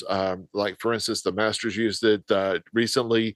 Wimbledon definitely used it last year. A lot of Sky was using it in a lot of their coverage. And those virtual sets and virtual production, not having to bring out and build this huge studio in an environment, that's still, it talks to the right people, the money people. So I think that's going to be a big part of what we'll see also. Alex, more thoughts? Yeah, and I think we're starting to see those screens get to the pitch that makes sense for video production. Really, we've seen them, people got a little ahead of themselves. So you look at a lot of the Sunday news things, a lot of Murray, or if it wasn't Murray, there was a lot of pixelization and a lot of things. A lot of folks were a little too far out in front with screens that weren't far enough back, sensors that didn't really match. But I think that as we start to see the upgrades happening at NAB, we're going to probably see more and more of where all that stuff starts to line up and make sense. So it's going to be a really interesting time. I hope that MRMC does do you think they're going to do the dueling arms? They have this thing with these two arms that I haven't seen the booth set up yet, but I don't think it's on. I don't think it's going to be there, but it was the coolest thing. It was so cool. Like these two arms are going back and forth and around each other, and when you first see it, you're like, "Oh, they're going to hit each other," but they miss each other by inches and just keep going, and it's fun. It's a fun thing to see. I want to know if DJI and some of those guys are going to do more drone cages. Remember the years that they were building those huge cages and flying drones around and letting people operate them? I will say that there's certain booths that are must visit, and DJI is one of them. And they have so many cool things that are typically there to play with. The thing that I really look at is the head with it's basically like a gear head. It's just a controller, and it's got wheels, so you can pan and tilt wheels, except that they're digital wheels and they're controlling the Ronin head. And it just, as someone who's used a gearhead, it feels magical. Just like this, there's no friction, there's no nothing. And it's just super smooth and you're rolling in and out. And I go over there and I play with it for about, I have to get my fix. I play with it 10 or 15 minutes and I go, oh, I could rule the world with this head and the controller. And then I remind myself that it's 15 grand for the whole package. And then I go work on something else. so anyway, so we'll see. Okay, never mind. And my fingers are crossed that I know we're going to do a good job this year, but what this portends, what Office Hours' coverage of NAB, as I hear Alex's plans and as we sit in these meetings and we're trying to figure out what we're going to do, the potential for being able to cover something massive like this trade show in a much more efficient, much more engaging, and a less time-wasted fashion is immense. Well, I'm already, the discussions for Cinegear have already begun. So I'm talking to vendors about what we're going to do for Cinegear. And I'm really, I'm excited about NAB, but the Cinegear coverage is going to be interesting as well. So because I think, and I think that we are going to, I think the big thing with NAB is that we're just going to try to experiment a lot. So you're going to want to watch us next week of just, there's going to be a lot of stuff that isn't in the live feed. It's going to be all VOD. There's going to be shorts. There's going to be a lot of other bits and pieces. And then there's going to be some great live stuff where we're giving you, but what our goal is for next week is to give you the gamut, to have you see like lots and lots and lots of little bits and pieces of it so that you can see all those things and figure out what formats make the most sense for us. And I think, so it's going to be a lot of fun. Yeah, I don't think people understand that because these hotels are separated, if you're in the Central Hall and you need to get to something in West Hall, you have a heck of a trek. This is like each hall is like football field size plus. So from walking from one, it's like there's two football fields next to each other, and there's a third one out in an L. And if you make a bad plan for your route through there, or if you hear while you're at the show, there's something incredible happening over there, it's 2 halls away. Well, and what I will say is that the reason that I think that the shorts will be fun, I take a lot of notes with my phone, and that's what I'm going to try to turn into shorts as we go through it, is the notes that I used to take that I've taken for the last decade with my phone, where I just point at it and I go, this is this, and those are oftentimes personal ones for me. And the reason I do that is because both with the Rye and with Vegas, I don't know if I'm coming back. like I don't know, like with my schedule on any of these things, I don't know if I'm going to be back to come back to that part of the hall again. So I'm going to capture, if I thought it was interesting, I'm going to capture it right then. I'm going to pick it up and save it. And then I'll move on, because otherwise I can't. I just don't know. I want to make sure I remember it, that I saw something really cool. I don't want to pick up any paperwork because I don't want to carry it around. And so I just take videos with my phone. And so that's what I'm going to try to turn into shorts for YouTube. I'm 100% supported that strategy. I can't tell you how many times in the first 5 years I went to NAB, I'd say, oh, I'll just come back and look at that later. That's pretty cool, but I got to do something else right now. You never get back. There's just too much information flooding into your brain. Jeff, you had some more thoughts? You just brought something up, Alex, that made me think about it. I'm gonna try a new card approach this year. I haven't had business cards in years because I just don't agree with throwing away paper. But the QR codes have worked for me in the past. I know, Chris. Okay, but the other side of that too is the what is it called, DOT or something like that? But it's basically RFID cards. And so I'm going to try that this year to see if I'm able to get the information I need.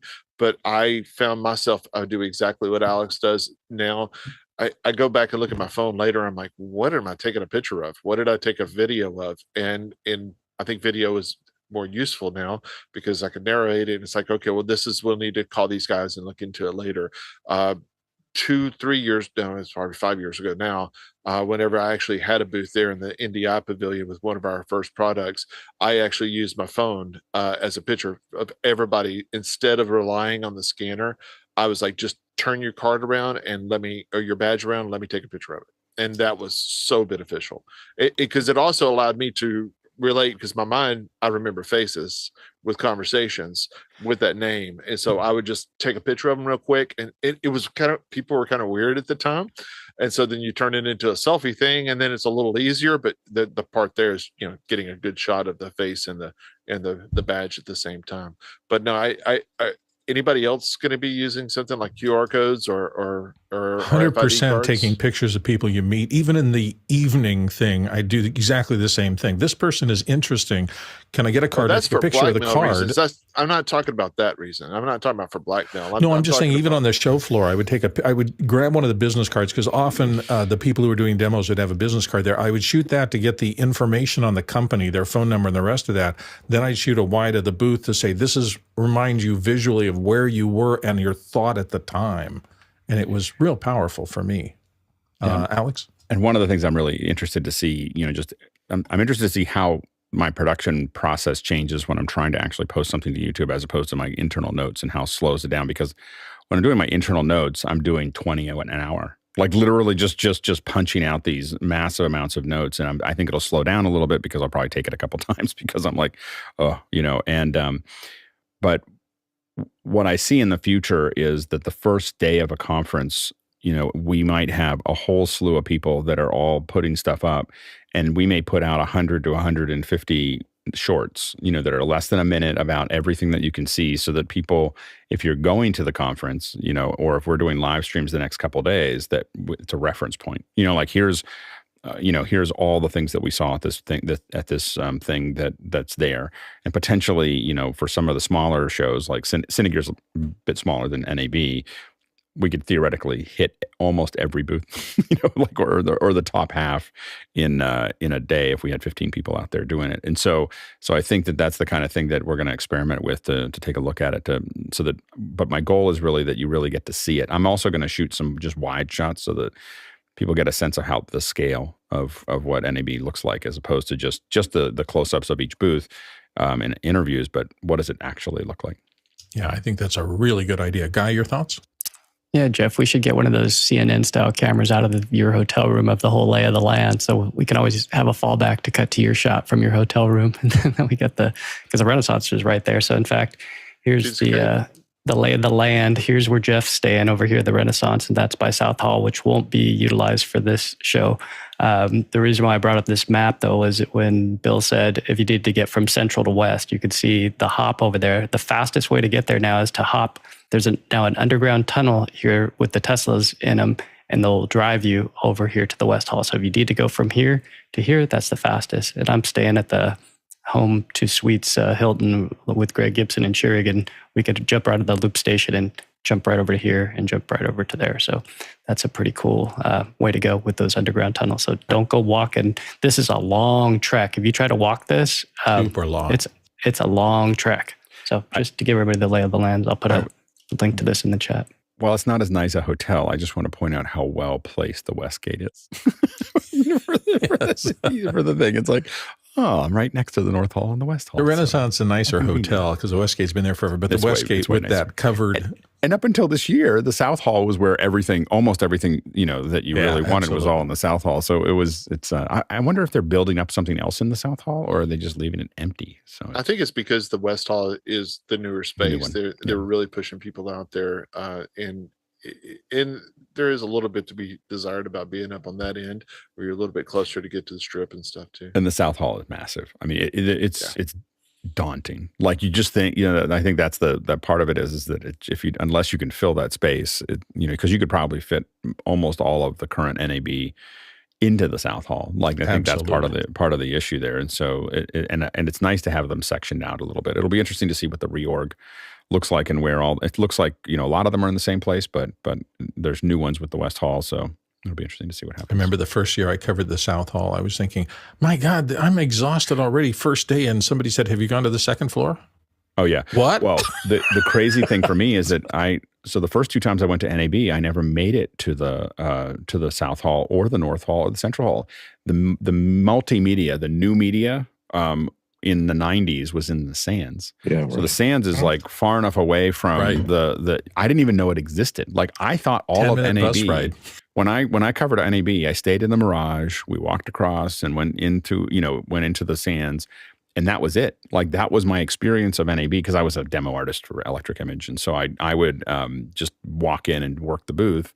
So because I was working the booth the whole time, I didn't have any sense of any other part. I'd walk around and see the all the things that are in the Sands, and now I don't even know. The Sans is like some kind of like new media or weird media or something else. It's kind of the convention space for the Venetian, but for they do something there. Maybe it's CES that they do something there where it's like new emerging whatever. But anyway, point is the biggest booth in the Sans was like 20 by 20. Like everything was 20 by 20 or smaller, or maybe 20 by 30.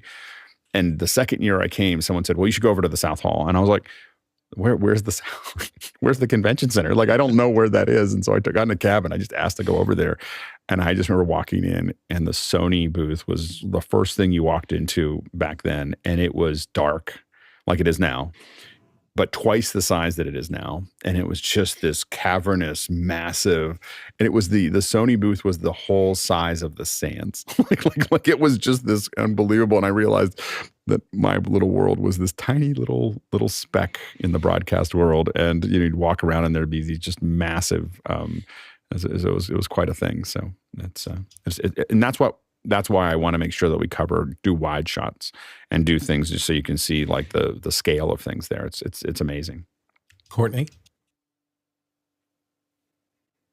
Oops. I was looking at I was clicked and clicked and clicked. I was looking at the floor plans, and I noticed that the West Hall, since this is the first time NAB's been using the West Hall, I'm looking at the floor plan on the West Hall, and the West Hall is only about 3/4 of the full. This whole back area over here has no booths in it at all. And the South Hall was about twice the size of the West Hall, if not more, when you consider both floors of the South Hall. Yeah. So I think the show in general is going to have about half the number of exhibit space that it usually has. So. Actually, the West Hall was open last year. It was the first for NAB? Yeah. Did they have NAB last year? Yeah, but I think people were really leery about still traveling and things like that in conventions.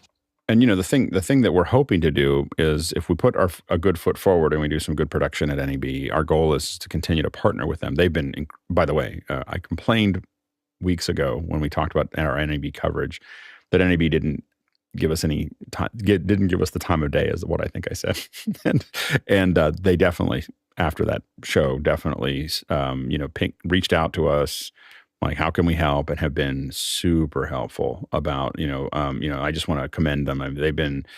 We have a lot of people with a lot of press passes, and I don't know if they've ever given that many press passes to any one organization ever.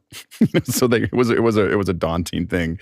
And so we just really appreciate all the help. And so our goal is, when we look at all that empty space, is how do we build something out where we can improve the coverage potentially in every hall, where not, so that we can make sure that other people are included. I don't think it depresses the interest in going to NAB. I think just people knowing what it is will have them more interested in coming. And I think it makes it more impactful. So we'll see how it goes. But when I look at that space, I'm looking at it like, ooh, that could be a cool studio. We could fit a cool studio in there. So we'll see. Lots still to come. Let's go to our questions finally. Next question. Next question is from Don Modine in Manchester, Connecticut.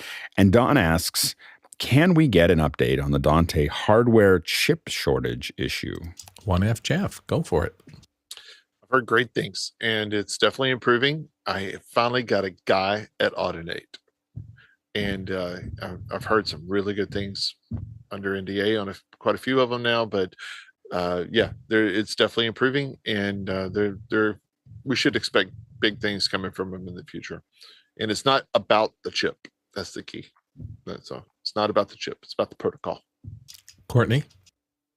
Yeah, I'm not sure how well it's going to go, because I just heard of a work stoppage at the longshoremen at the Port of Long Beach and the Port of Los Angeles the last week or so. So I don't know if they've resolved that issue, but that stopped a lot of freight moving through those ports in the last week or so. So if they can't come up with a contract that everyone's happy with, that we could be in for another chip shortage with the supply lines backing up off the ports. Oh dear. Next question. Next question is from Roscoe Jones in Madison, Indiana. And Roscoe asks, did you ever sit down and plan a path through the halls, and how did that work out? Alex?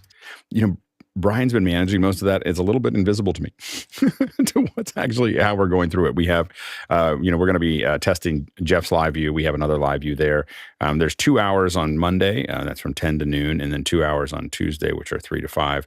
And we're going to have a handful of people walking through there. Because we're doing so much VOD, there's a little less pressure, and because we're doing so many other things, there's a little less pressure on it. And we're going to have discussions of those areas. But I think that by the end of Sunday, part of it is we want to go look at it and make some decisions about what that is. But I think a lot of decisions will happen over the weekend, and definitely on Sunday after we've seen what's there. We'll be a little bit responsive to that. We also have a couple folks that have been willing, a couple other influencers that have said that they're interested in jumping on and saying hi. So we may have a couple of them giving their 2 cents as well. So we'll stay tuned. Jeff Keithley? Definitely try to make a map. Whether it works or not, it's to be seen every year.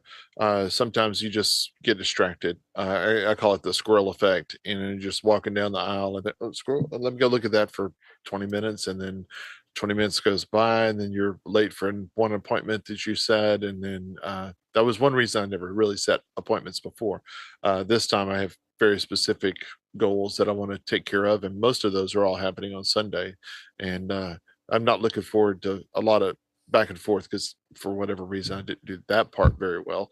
But I do have a list, a growing list, and then I use the map pretty regularly, and the app. If you're going, get the app on your phone. I found that is very helpful. Also, just turn the notifications off because they push you a lot of junk. Alex? Yeah, typically on Sunday, I'll probably get through about half of the show. But I'll just wander through. There are things I'm looking for, but usually I'm mostly on Sunday looking for what catches my eye. And so that's why I'm going to catch probably a lot of shorts while I do that. But I kind of wind through it relatively briskly, and I do not allow myself to get too caught up in conversations unless it's something I'm really trying to figure out. And then on the second day, I finish that off on Monday. We have so many things going on the second day that we'll see how that goes. And then Tuesday is usually the day I would go back and fill things in. Like what did I, things that I want to go back to, or things that I didn't miss, or something that someone told me, oh, you got to go check this out. So those are the things that I kind of, that's kind of the way I pass through it from a personal perspective. And we'll see how the live stream itself goes. Courtney? A reminder to get that show daily and check that for booth numbers because that's updated daily. And a lot of people, there's a lot of moving around that happens as the show opens because people don't show up or cancel at the last minute. So booth space becomes available, and a lot of companies will move to a better position.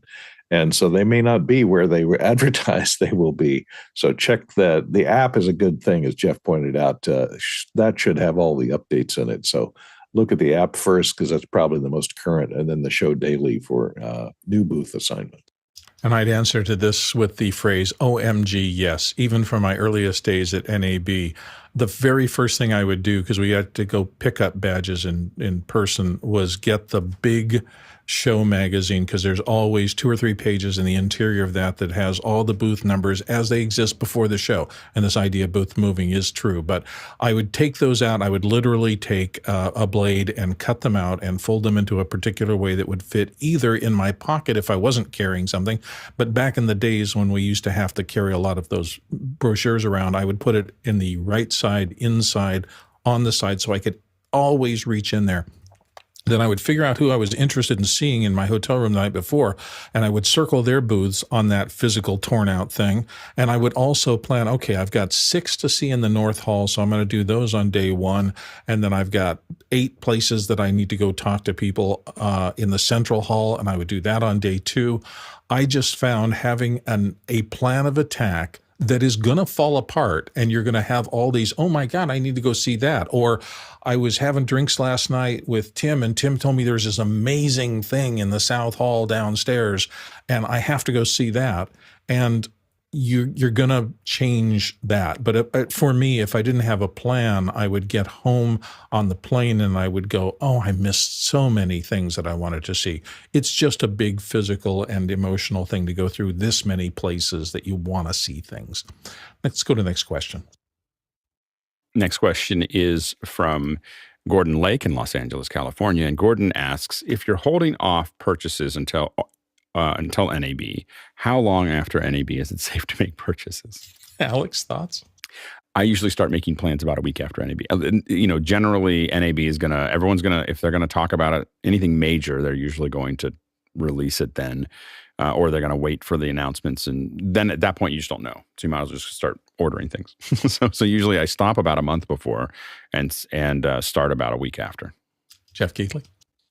I think that used to be a bigger thing in days past. The NAB effect, as we used to call it when I was working with New Tech heavily, is like they would make announcements, but if it wasn't shipping, you would just get slammed, and you got these potential orders, yes, but then it was on the R&D and on the engineering staff to come up with it. They changed their ways. 12, 15 years ago, it was bad, but 12 years ago, they started making those changes so that never announce a product until that day. And then the first day of NAB. And then at that point, it had to be in channel. So it had to be available to buy at that point. And that was a huge change for them. I think they're still in that same world, but there's a lot of manufacturers out there that will make announcements and it will not be in the channel. It will not be available. You might see it in 6 months. So you might by the next NAB or the next NAB. The rule was we always knew that with Blackmagic for a long time that whatever they announced at NAB one year the only thing you were guaranteed is that it would happen by March of the next year. Because you knew that they didn't want to go to the booth and to explain why they hadn't shipped something, because they did that one year. And so after that, it was always like you know that it'll be here within a year, but you don't know when. All of those things. Courtney? Yeah, I was just going to point out that same thing. Blackmagic was always, if you saw it in the booth in 2020, you might be able to get it in 2022, right before 2023's show. And unless you want to be on the bleeding edge of their first generation or first production runs, you want to wait another 6 months for them to hammer out all the bugs.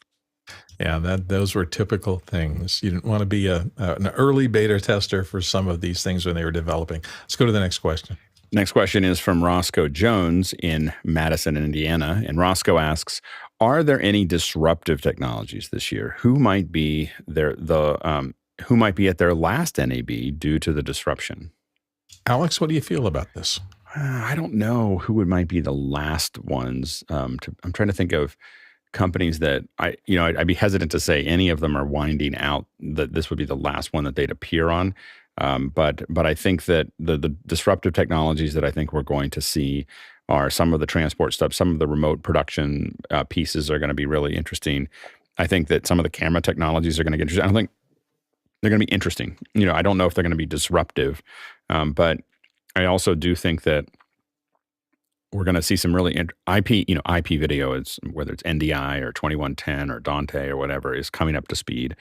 And, within the next 5 years, definitely within the next 10, I'll just be conservative. But in the next 5 years, a lot of production will be going over Ethernet or fiber, but not necessarily over the traditional baseband. And so I think we're going to see a lot of tools in those areas. And again, I think that it may splinter a bit more than what it has in the past. Courtney, you had thoughts? I'd love to see S/S storage technology from Sony go away.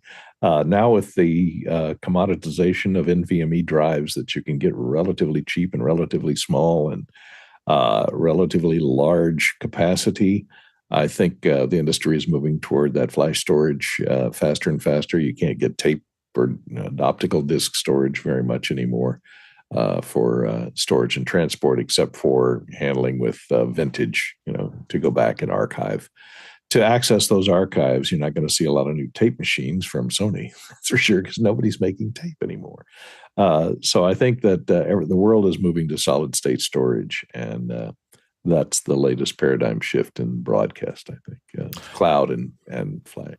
Yeah, I agree with all of that. I remember it was about 7 years ago, when I went to the show, and I realized I was doing some work for LumaForge, and that was the first time that I'd ever had to set up and work with a video over IP system. Everything was IP as opposed to, there wasn't a coax cable that I had to hook up to get that show going.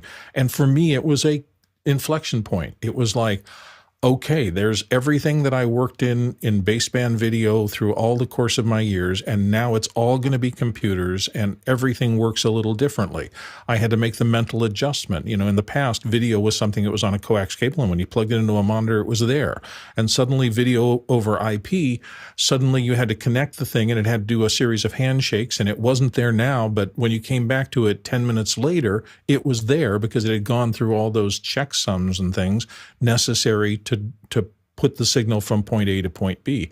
It was a complete change in my thinking, and I had to adapt, and I had to get used to the fact that it's not going back to the way it used to be. There are those things that you tend to see if you're keeping your mind open and aware.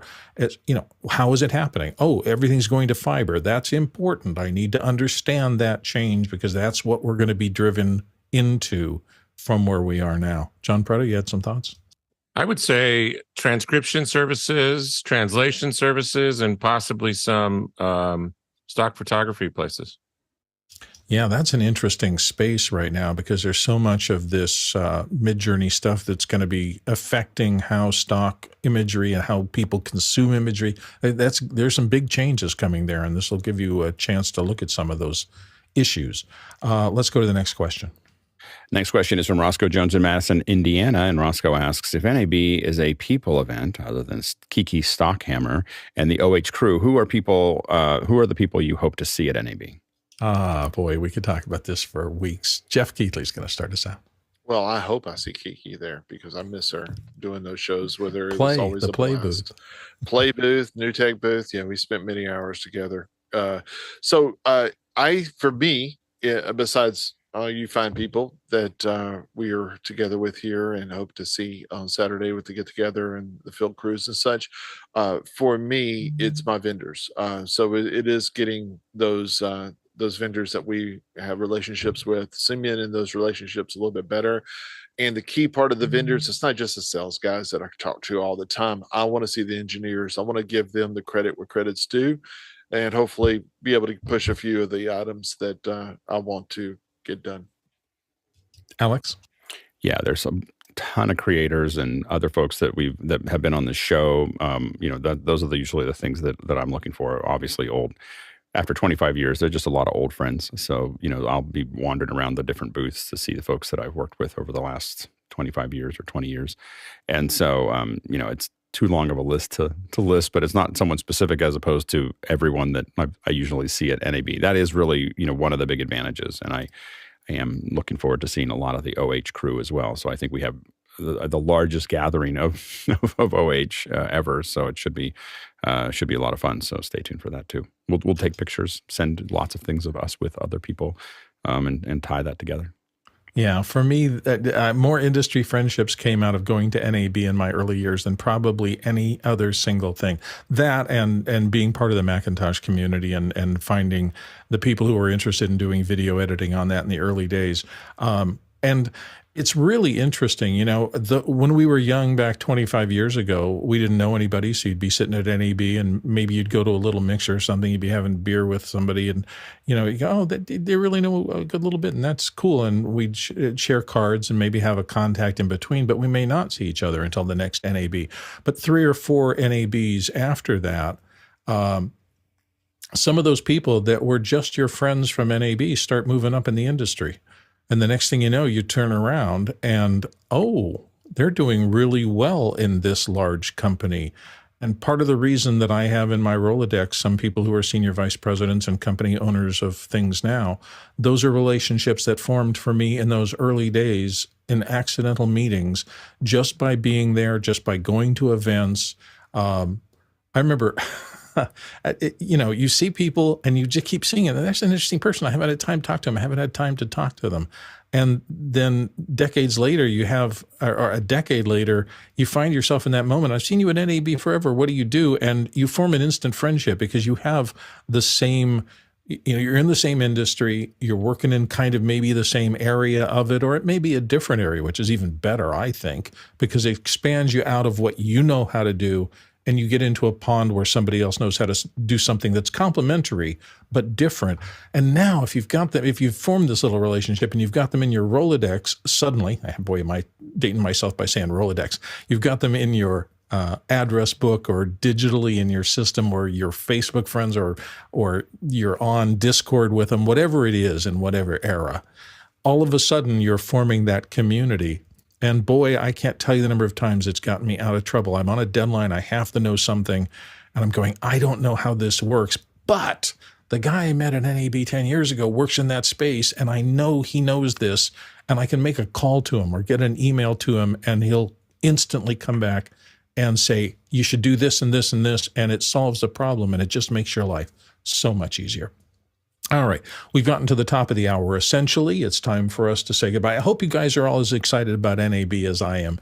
We're going to do the best we can to bring you the most interesting coverage. As Alex has said, a lot of what we're going to do is experimental, so we're not trying to do the fanciest, most perfect piece of production here. What we're trying to do is expand what is possible in coverage of a trade show in this modern era. I think Alex has put together a brilliant design for looking at not just what we need to do this year, but the idea of these shorts and things like that, maybe things for the future. They're going to form the backbone of a repository so that when the show is over, you have not just what you saw those 3 days, but a place where you can go and get valuable, vetted, smartly curated information about what was at the trade show for the people all over the world who weren't able to go there.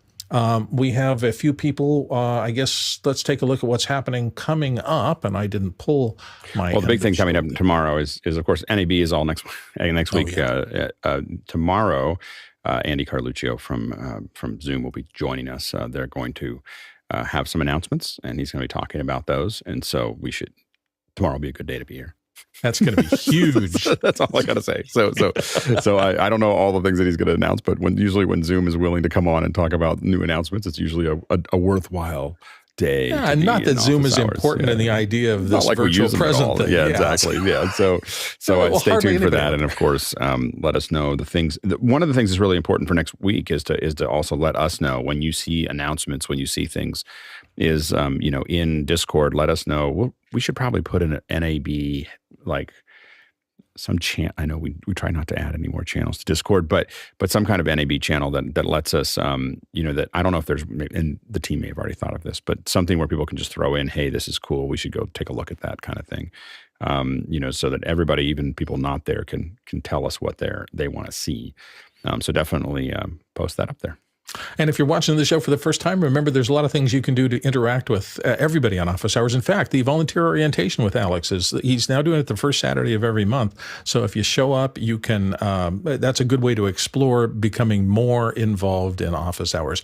Our thanks go out to our amazing panelist experts, our producers, you, the viewers who drive the show with your questions and your votes, our amazing behind-the-scenes crew. Please watch the credits as they roll now as we finish up today's show. It is truly a global operation. This is spread around the world, and all of the people whose names you see on this show are the ones who are making this happen every day. Thank you for being here today. After Hours is always open for your questions 24/7. We will be back tomorrow.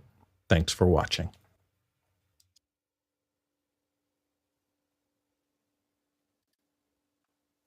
Pick up a cable. It's not a very heavy one. A Rosie 10-pin to XLR. Finally found one. Borrowing one from somebody. so it was made of unobtainium. Hope you don't have to repair it.